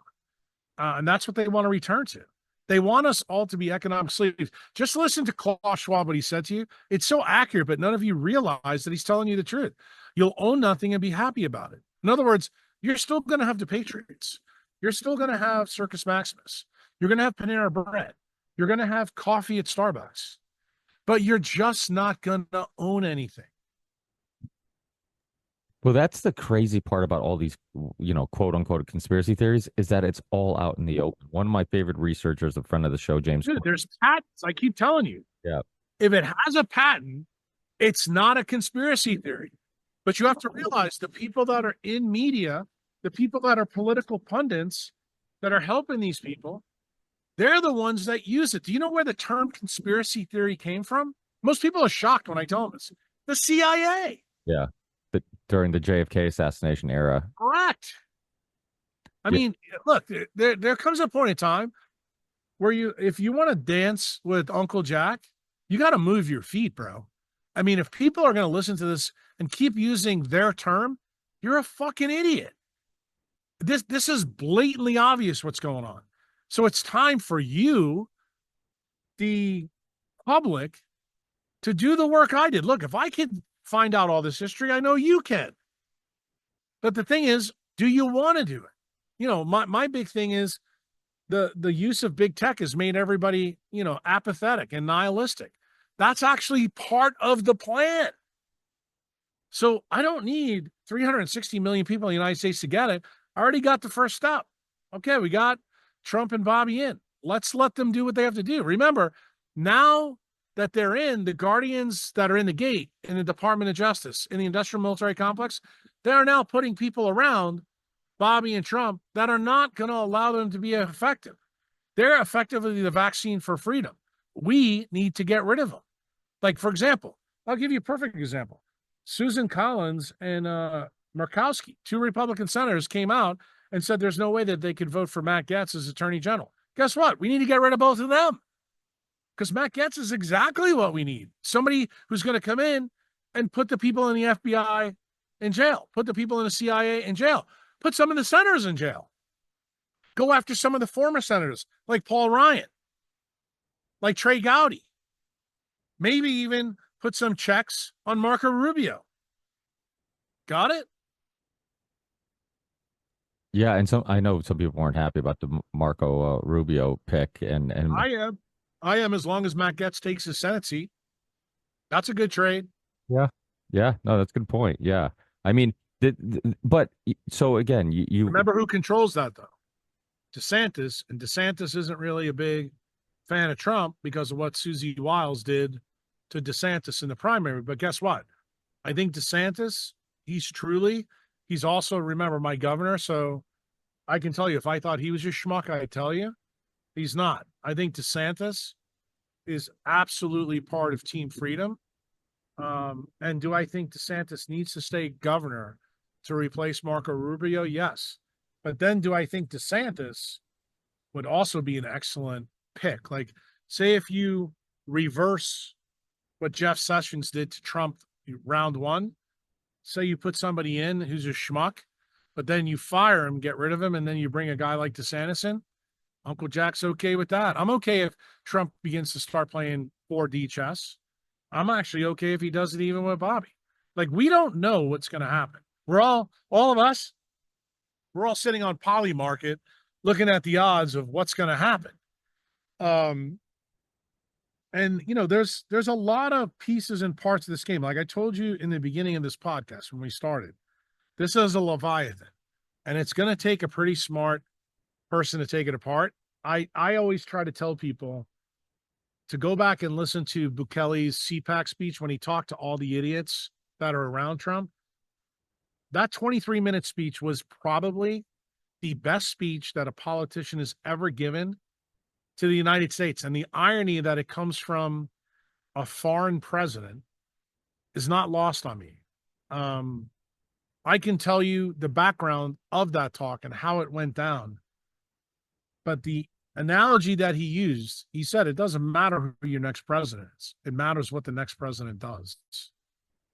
And he did the same thing to his own country. Now, remember, Salvador is only size of South Carolina. The United States is a behemoth. But his advice was spot on. And it's no shock that Matt Gaetz has become really close with President Bukele. Why? Matt Gaetz understands what Bukele went through. But Matt Gaetz has been down here and visited the prisons where all the bad hombres are. And he sat down with the president multiple hours and said, tell me exactly how you did what you did. The reason I'm really upset with Murkowski and Susan Collins and Senator Warren, these are all the people that would have voted against Gaetz. That kept Gaetz away, because Gaetz would have employed Plan Bukele in Washington, D.C. That would have been the most devastating thing Trump could have ever done, because I think more people would be in jail after the 4 years than with anybody else being AG. That's truly how I feel. Isn't there a concern about, you talked about voting for somebody else instead of Warren? Like we talked about the military industrial complex, big pharma, big tech, all these, strong people behind the scenes, the deep state, shadow government, whatever term you want to use. There's a lot of people who listen to my show who believe that voting at any level is just a waste of time because. Well, I'm going to stop you again. I hate to interrupt you, but remember where I live now, El Salvador. The people in El Salvador were in a 30-year civil war that ended. Then Clinton, turned all the MS-13 guys back here. That was their second civil war. Everybody here didn't think the politicians could help either. And what magically happens in 2019? They elect George Washington on steroids. And what does he do? First thing he does, he goes in and gets rid of all the crooked politicians and the crooked judges. Then he puts all the bad hombres in jail.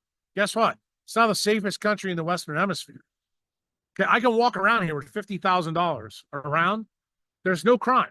I mean, no crime. We haven't had a murder here in over 750 days. When I tell you no crime and that he did this all in one term, that is the reason why Matt Gaetz was a real important part. And that's the reason why Matt came down here. I can't tell you how many letters I sent to Matt. I don't know if he got them or not. I said, you need to come down and meet Bukele.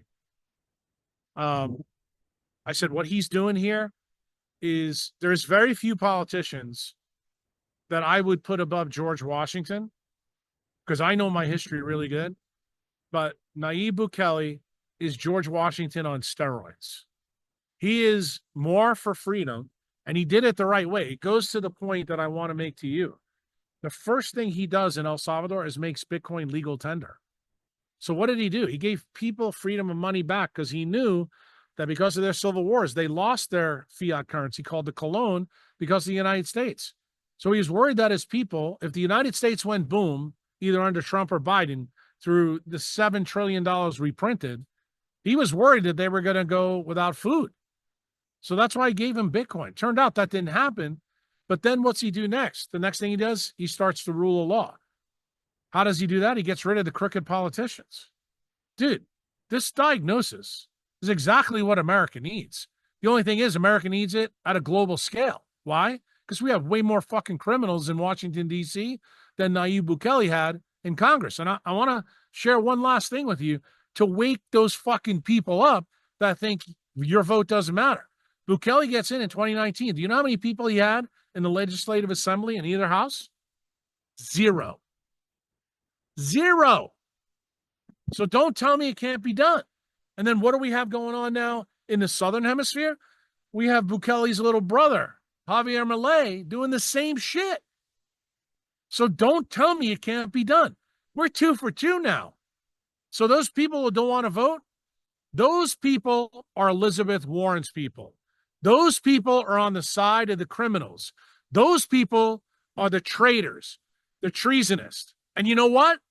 You have a duty as a podcaster, just like I do, to say it. No, absolutely. I think there has been, since my lifetime, there's never been many politicians I even like a little bit. I mean, Ron Paul is the exception to the rule. And you know, obviously he spoke up. He was always very consistent with his views. He was the one who actually seemed to have a ideology, a worldview, a philosophy. And even if you didn't agree with him, he seemed to be a real person who actually. I don't know how you can agree with him. We need to audit, the CBO. We need to audit the Fed. We need to end the Fed. I mean, look, Massey's the one that just put the bill out there. Let's end the Fed. I mean, you asked me, who should Trump be putting in? These are the people. Rand Paul, remember, he's an MD, he's an ophthalmologist. You want to fix healthcare? Get a guy in there that knows how the freaking things work. You don't put Dr. Oz in there, who's rolling up his sleeve, taking the jab, who's for transgender surgery, who's a World Economic Forum guy, who's on CNBC in Davos with Klaus Schwab. I mean, what kind of bullshit is that? You brought up Cassie and what's her brother Bobby? Callie means and Casey means. Yeah. Is there a concern about people like that around them? Yes. They came out of the woodwork out of nowhere, literally a year ago. And then they wind up on Tucker Carlson and Joe Rogan. And all they're saying is the same thing that people in ancestral health, people that have been in the low carb community have been saying for 35 years. But here's the key point that everybody needs to realize in the audience. People are dying today, not from Fruit Loops, not from red dye number 4. They're dying because they rolled their sleeve up and took a mandated jab by Biden. Okay, that was distributed by the Department of Defense. Wasn't by Big Pharma. Big Pharma was the drug dealer. But who was the cartel that made it? The Department of Defense. Okay? And we have great data now from guys like the Ethical Skeptic on Twitter, who's a former Navy intelligence officer who's been putting data out literally for 3 years. about how bad this jab is. And then somebody in your neck of the woods, literally in your backyard, you don't have him on your podcast, you're a moron. Kevin McKiernan is the Paul Revere of our time. He has done more to help us uncover this corruption than anybody else. And he's very modest about it. He really is. And I'd love to have that. let's just put it this way. There's been things that I've done behind the scenes that have actually helped him to his findings. That's all I can say. But I'm going to tell you that we knew there was a problem with these jabs, but we didn't have the smoking gun. Kevin McKiernan gave us the smoking gun. Yeah, and I'd love to have him on or anybody. I mean, throughout the whole 3 years, I had whistleblowers, what's her name? Brooke Jackson on. I had, just anybody who would help get the word out there and then hopefully wake people up. Obviously, big. Kevin's actually better than that because he's not a whistleblower. I'll tell you why. He doesn't work in big pharma. He actually works in the molecular genomics thing. So he's not incentivized, just like I'm not incentivized, which is the reason why everybody should pay attention to what he's saying. And how he came to this information is even more interesting. But I can tell you this, when Bobby got this information, Bobby completely changed. He became an absolute tiger. And the problem is now there's people around Bobby that I worry about. Casey and Callie Means are two of those people. There's others, but those are the two that shouldn't be shown the light of day in Washington, D.C. And I can tell you, the people in big tech, the people in big pharma, they're behind the reason why they are where they are. Just so you know, the agent, this brother and sister team got a book with Avery Publishing, who's a branch of Penguin. Do you know who their agent is?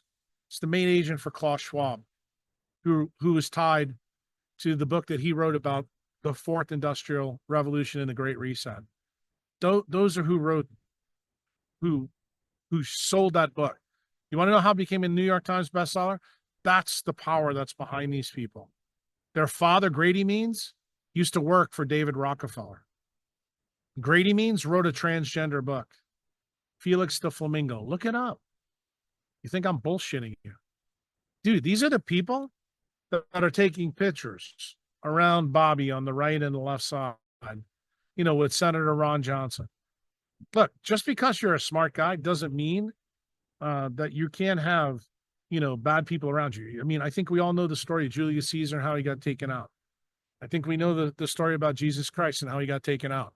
I got news to you. I'm a little bit worried about Bobby, and Casey and Callie Means are the Judas that I see. Yeah, that's and of course, why wouldn't you want to disrupt things from the inside, get people close to them? There's been psyops since forever. I mean, they used to get involved with protests, put people in the Black Panthers. Don't even go there. How about we stay on current events? Explain yourself this: a former big food, big pharma whistleblower, Callie Means. Why is he a member of the Council of Foreign Relations? What international business does he have? I can tell you why, because of his father's link to Rockefeller. So that should tell you exactly what the deal is. And then let's talk about his sister. She goes to Stanford Medical School. Here's the irony for this. Any doctor who listens to this will probably chuckle. She always said, I'm Stanford trained. Well, I'm a doctor. I don't mention where I went to medical school, where I trained. Generally, where you train is where you do your residency. She did her residency at Oregon Health Sciences Center. She dropped out in her 5th year. And she happened to work with Ann Wojcicki, who runs 23andMe, and she worked there when Sergey Brin was married to Ann Wojcicki. And Ann Wojcicki has been brought up on charges of selling data anonymously to big tech and to big pharma. I mean, this post today on my Twitter account about that. So this is her mentor. And she tells you she's Stanford trained. It's really not true. Where you go to medical school doesn't mean shit when you're a doctor. Where you do your residency actually means everything. And she didn't finish her residency, but magically, Joe Rogan and Tucker Carlson basically have drool dribbling down their mouth to talk to her about Fruit Loops and Kellogg's. Okay? You never hear them talk about the jab. Why? Because that's exactly why they've been hired. It's called the Hegelian dialect. Let's focus on some shit that doesn't matter and make sure we keep the target off of Operation Warp Speed and the bioweapons program. That's what we're dealing with, dude. Yeah, and even Lyme disease, another thing that you see a lot in the East Coast, has bioweapon origin story to it. I had Chris Newby on, the scientist who wrote about it, and That's Plum Island. That's actually how I think they got to Ted Kennedy. Ted Kennedy was a big part of that story. He was getting ready to uncover that story when he got sick magically with GBM. And I have made many comments on Twitter in the last 4 or 5 months that probably would shock you and shock your listeners. But I've actually said it to the Kennedy family that I think they should exhume Ted's body and find out, did he test positive for SV40? My bet is that he did. I think he's got the same problem Jack Rubenstein or Jack Ruby's got. I think he was taken care of because magically the things that he was getting ready to expose with another whistleblower that was tied to this whole Plum Island deal was a very unfortunate lady who had this disease, and she did more work probably to uncover this. And Ted Kennedy listened to her. He was getting ready to unleash this dragon in Washington, D.C., and magically he comes down with GBM. GBM is the most deadly cancer that humans get, and it's associated with SV40 promoter. Now, I have no way of knowing. I know that he took multiple jabs when he was in Congress, but you could get the SV40 promoter a variety of different ways. We just don't know if he ever had it, and he died very quickly. Everybody knows that he died quickly. There's a lot of different ways you can be taken out, but it's really shocking when you see a guy getting ready to turn state's evidence over the Department of Defense come down with a cancer like that. like you said, same thing happened with Jack Ruby. I mean, there's a still video evidence of him talking about trying to get out of Dallas so he can speak out against what's going on and who's responsible. Right. And absolutely correct. Yeah, and then I mean, and just look at just taking out people just in general. I mean, Gary Webb, Danny Castellero with the octopus conspiracy. Yeah, that was a big one that I think people totally missed. I mean, and the funny thing is, it's funny you bring that up. I'm glad you did. That's how we get Iran Contra. That's how we get Oliver North, Reagan. That's how we get into the Iran thing. First it goes to weapons, then to drugs. That links the cartels up to the United States. Then next thing you know, we've got Mena, Arkansas, we got John Gotti, and we got, our intelligence agencies. But the crazy thing that it sets the thing up today, this from Iran Contra, it's how John Poindexter actually gets involved with the PayPal mafia guys. That's Peter Thiel and Elon Musk and Reid Hoffman. And Poindexter is the one that basically gave Peter Thiel the inside when he was trying to start out. And is the software that's tied to the octopus murders that you're talking about tied to this whole story? It is. It's called Promise Software. Promise Software is actually something that not that I want to go into this too deep here, that Meyer Lansky pulled on the Rothschilds and on the Rockefellers. And the people who were his front, which were a really interesting couple named the Hamiltons, Castellero's taken out because he was the one that was getting closest to this story. But we got Peter Thiel, and Palantir is all tied to this story. This is how they protect their franchise, and realize that Peter Thiel is heavily involved in this Trump campaign. He's actually the one that manufactured the creation of J.D. Vance as not only a senator, but also now as the vice president. And I don't want people to think that I think J.D. Vance is a total bad guy. I'm very worried about him, but I happen to know that Bobby Kennedy was offered the vice president spot twice. So I don't want people to think that Trump was an idiot. Trump just had to go to plan B because Bobby said he didn't want to be vice president. So, J.D. Vance was a good pick for Trump because people in D.C. hate J.D. Vance worse than they hate Trump. And it's almost like a get out of jail free card for, a fourth assassination attempt for Trump. And doesn't mean it still couldn't happen. But I will tell you that we'll come probably to another fork in the road 4 years from now where I don't think I'll be supporting JD Vance if he does anything that makes me worried about him in the next 4 years. The problem is, remember, vice presidents usually are or where you put retards or useful idiots. And we saw that with Kamala, but I told you how devastating it was when Harry Truman went from vice president to president. JD is a little bit different kind of cat because he's the anti-Kamala. He's really smart. He's there's a lot of things about him I like. The things I don't like is that he's tied to the military and he's tied to pharma investing around the messenger RNA vaccines. That I don't like. So that tells me he's more of an industrial military player. And we know Teal is one of those guys. I mean, Teal software was used to put the J6ers in jail. Now, obviously, Teal software, he doesn't have the intent, but he gave it to the people that used it to certify a fraudulent election.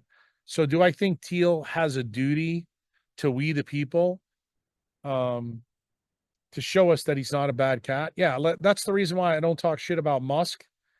I don't talk shit about JD Vance. I'm not talking too much shit about Trump. I know that they're all compromised at different levels, but your past shouldn't, hammer you. And if they do things in the next 4 years that really concern me, I can promise you I'm going to be the loudest son of a bitch on social media that you can imagine. Everybody will want me on their podcast because the one thing that people learned about me this year, Jack Kruse dots all the I's and crosses the T's when it comes to history. And yeah, I love your blunt ability to kind of like, you don't beat around the bush. You're very honest. What you see is what you get, and like you said, and you're well researched. You know your shit, which I think helps a lot, obviously. And so yeah, I mean, but if you haven't watched, people listening, I did have what's his name, Christian Hansen, who did the newer Netflix documentary on the octopus conspiracy called American Conspiracy, I believe. The Octopus Murders was a subtitle, and I didn't see that, but I bet you it was good. Yeah, actually, surprisingly, it was good. I told Christian when he came on the show that I'm like, I actually was a little pissed off that a new documentary on that story came onto Netflix because a lot of people don't know the story. And I'm like, and I had a feeling that Netflix was gonna mess it up. I'm like, they're gonna sugarcoat things. They're not gonna be honest. They're not gonna go real deep. But weirdly enough, they went pretty deep, and apparently it was because they actually already had a documentary, put together, and then they basically, let them. There's still parts of it. They didn't go after Reagan and Bush like they should have, and they didn't link the rhinos, which basically all come from Nixon. They didn't talk about the FBI and CIA taking Nixon out in Watergate. And And no, they didn't talk about Ford, all that stuff. I mean, people really knew, and I know this really well because here I am in El Salvador. Let me just tell you something. Nixon, Ford, Reagan, and Bush destroyed Central America. with the help of And they're the ones that they created the drug problem in the United States, and they funneled it all through their players. I mean, like I'm going to tell you, 1984 through 86, John Gotti at Mena, Arkansas, like Clinton, dude, that whole shit show. But you have to remember the guys that were on the other side, like what's the jackass that used to be the House guy on the Republican side from Georgia? I'm blanking on his name. I could see his face. He led the contract with America for '94 election when they took back Congress. God, I want to say Tip O'Neill, and that's not his name. I'll think of it at some point. But anyway, people probably know who I'm talking about. He's always on Fox News. He was dirty as dirty can be. And he was helping Clinton do the things he did. And he sold himself as being anti-Hillary and anti-Bill. They just needed Bill and Hillary to keep taking the bullets while they made sure that America was addicted to drugs. And that was, part of the idea that was tied to MK Ultra. This is, in the prodrome or the predrome of where we started to use, light to do it, which was far more effective. But it was all about stealing money so that they can run the black ops. And then probably the worst president in the United States is actually George W. I think the second worst president was Woodrow Wilson. Third worst, my opinion, probably Obama. But it's a tie, probably with George H. Gerald Ford. I think Biden is even up there, but I almost hesitate to put Biden in there just because I think he's demented. And I think he became vax injured, to be quite honest with you. But the criminals are off the chain. And we just need to do something to stop it. And I think I stopped being quiet after 59 years of my life until the last 6 months. Then in the 60th year, I said, and I got that advice from Becker. Becker said, he goes, don't do what I did in 1977 and go on TV and tell people when they don't really know what you're talking about. He goes, make sure that current events support this story coming out. And I got to be honest with you, if it's not for Rick Rubin and Andrew Huberman, and Huberman absolutely pissing me off about Stanford, I don't think this ever happens. I think that's what I love about you so much, is because you do have, I mean, obviously you're well informed, you know this information, you're involved, and then you can get to a lot of normies because you are on a Rick Rubin podcast. I mean, Rick Rubin, I grew up and then, listening to his music, I was a big nu metal guy. And so it was like, I was a huge fan. So to be able to get people that are just fans of him because of his music career, and now all of a sudden they hear you and you're blowing their mind with this whole other perspective on everything is. Well, you got to remember, Rick and Jack Dorsey both are clients of mine because I helped them because they were both afflicted by the MK Ultra, the SRI, and the Brain Health Initiative story. I mean, that's the craziest part. When I tell you, when you look at this bow on this story, all the parts fit. I tried to warn Danny about this. I said, bro, just fact check me everywhere. And he, to his credit, he did. He brought Alexis Cowan on, who's a PhD that trained at the best, metabolic lab in the country at Princeton University. Then he just brought Kevin McKiernan on. And, Danny is not a scientist. Kevin is high-level scientist that can talk, he can talk above and below most of the people. And I'm talking about the people that were working with Fauci.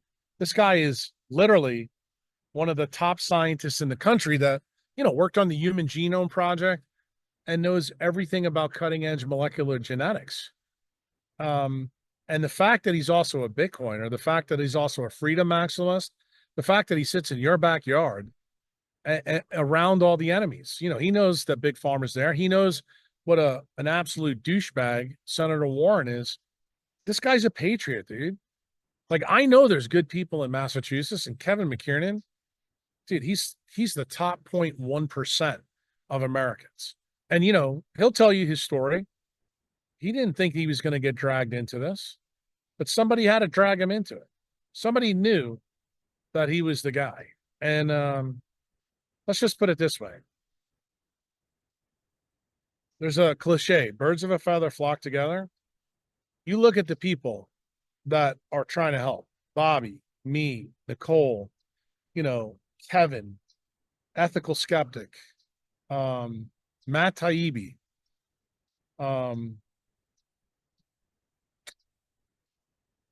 there's so many people, Steve Kirsch,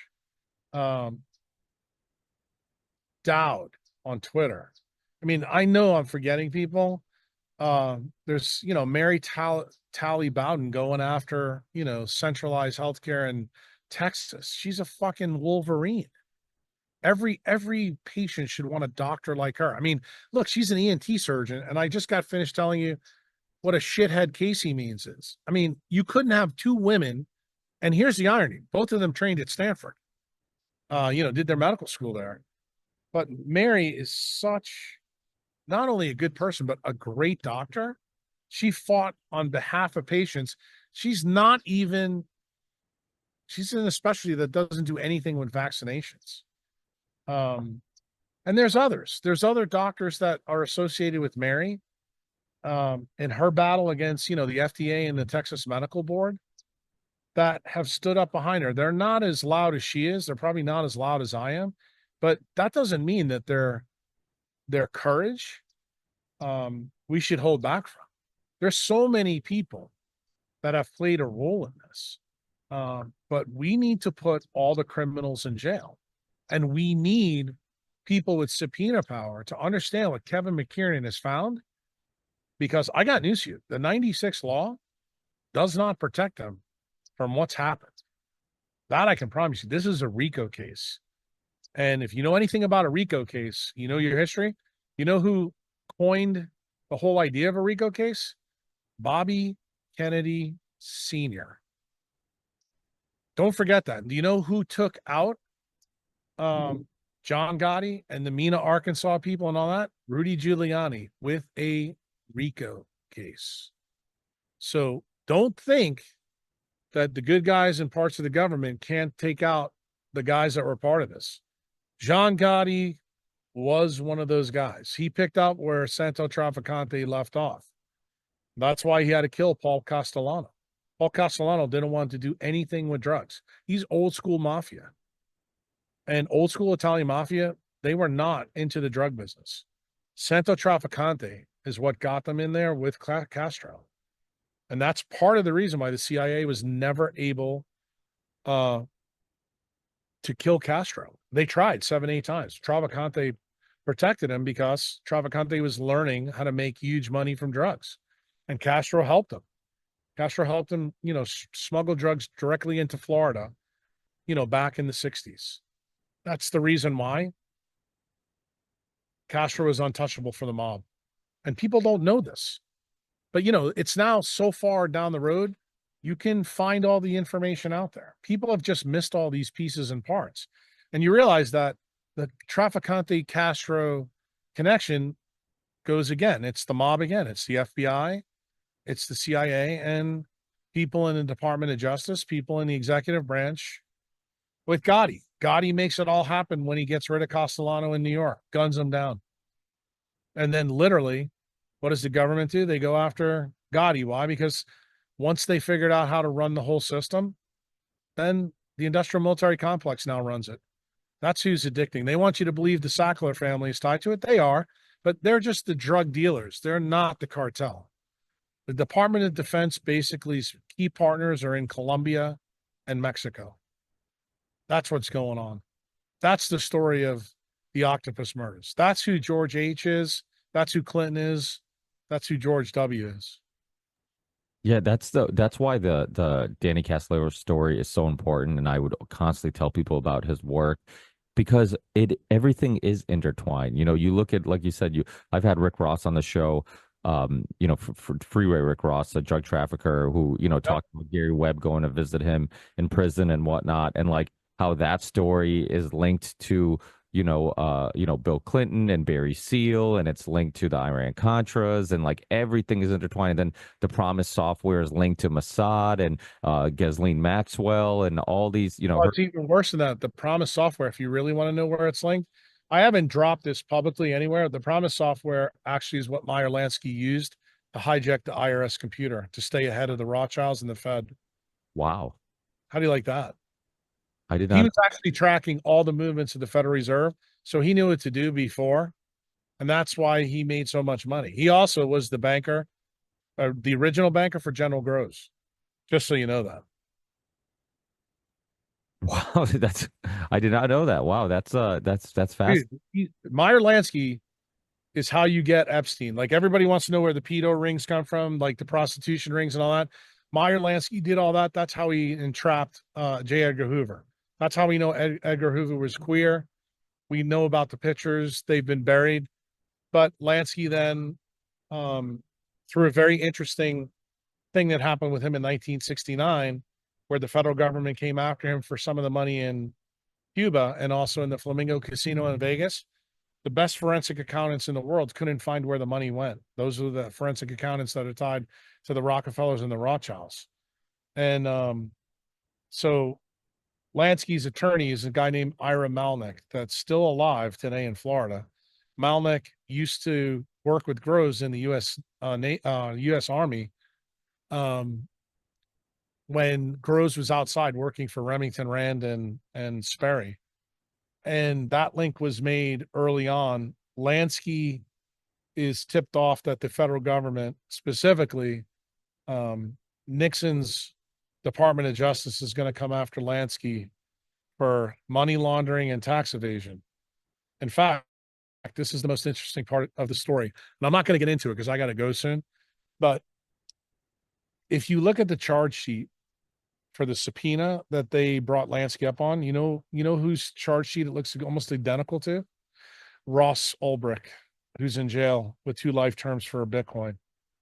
And trust me, is there a link between Ross Ulbricht and Meyer Lansky? Oh, there is. Most Bitcoiners don't know that story. And I'm going to tell you, Bitcoin is the antidote to the central bank digital coin. And that's the real reason Sherrod Brown and Senator Warren are fighting so hard on behalf of the Rockefellers and Rothschilds, JP Morgan, Jamie Dimon, Sandy Weil before them. Dude, these people, remember, Sandy Weil basically gave Jamie Dimon his start. And you need to know where Sandy Weil gets his power from. That's all from anybody who's got dual passports in Israel and the United States.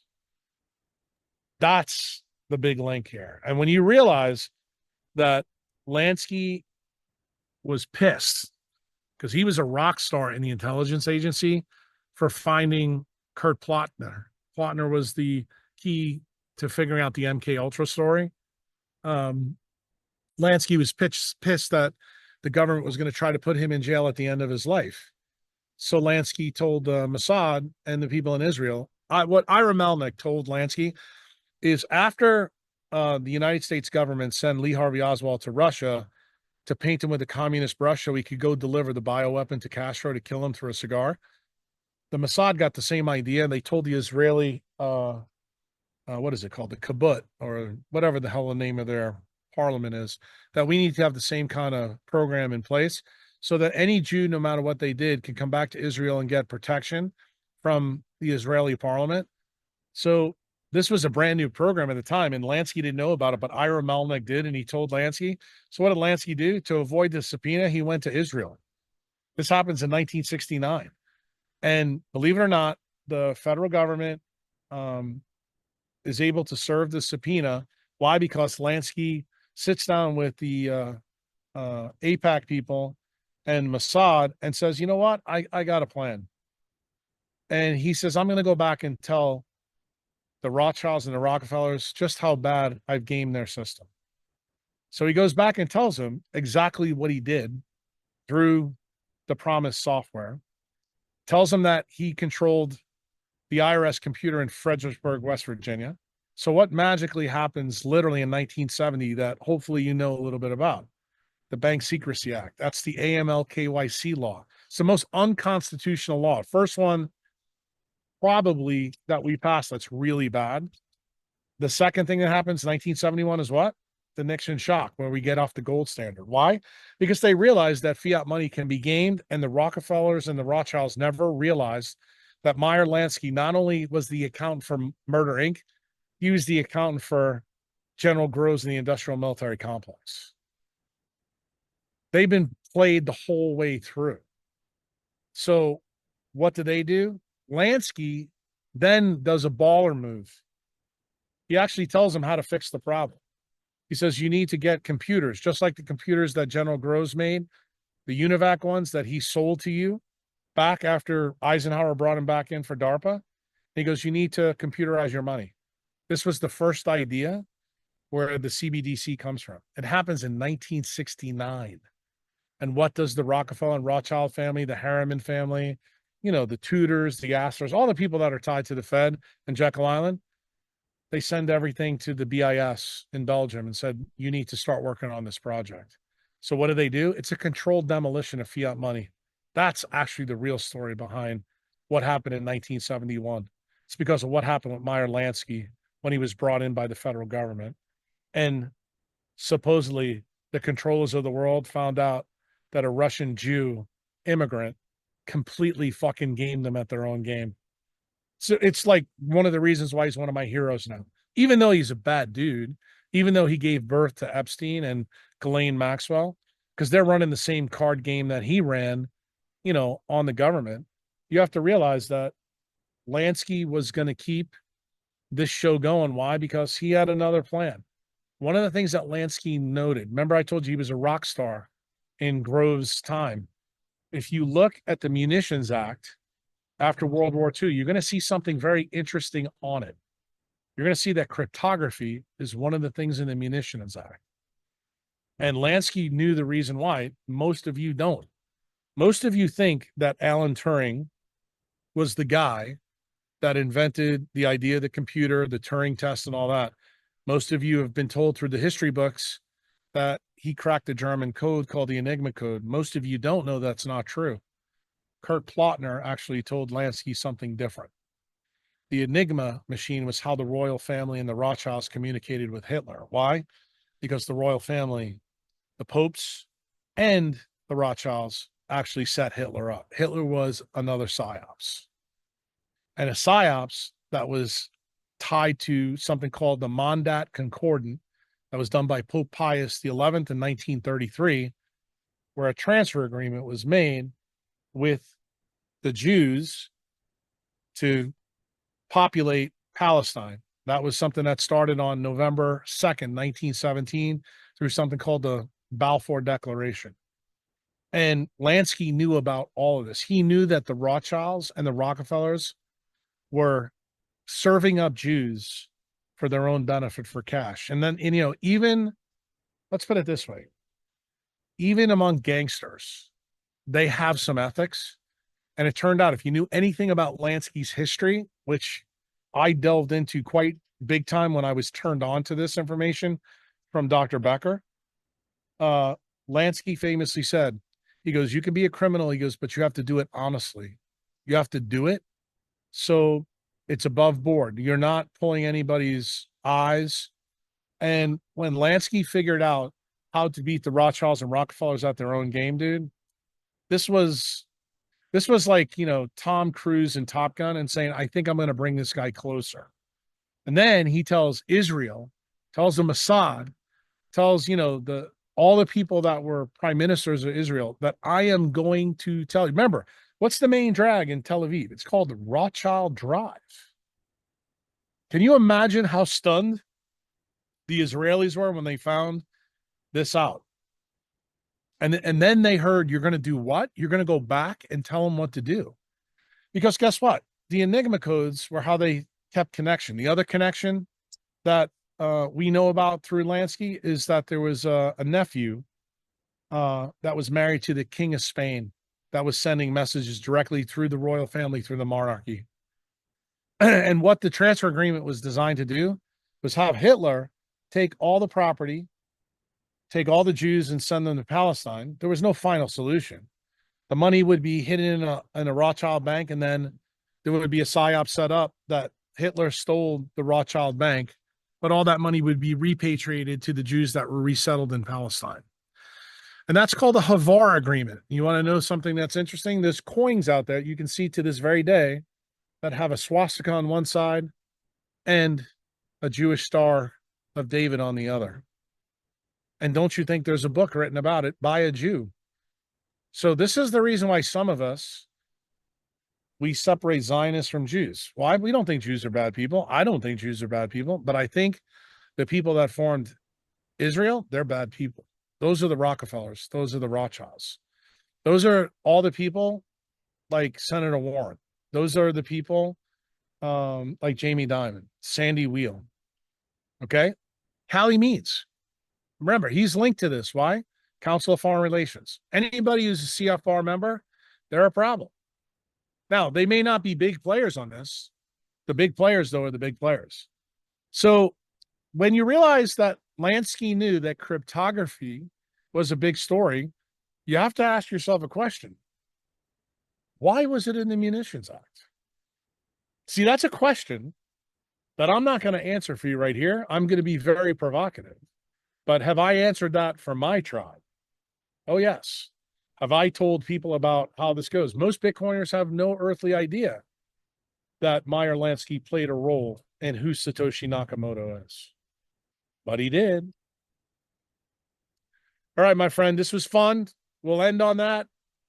I got to go because I got things to do. Hey, thank you so much for your time. It was a pleasure. I'll send you guys links to the show once it's up and live. All my stuff is open source, so I'm gonna hopefully let this show spread like wildfire everywhere. So, thank you so much. Hey, enjoy the rest of your night and weekend, and we'll hopefully we talk again in the near future. All right, take care. I got to go to a Bitcoin 100,000 party, so see Okay. ya. Thanks. Take care. Bye-bye.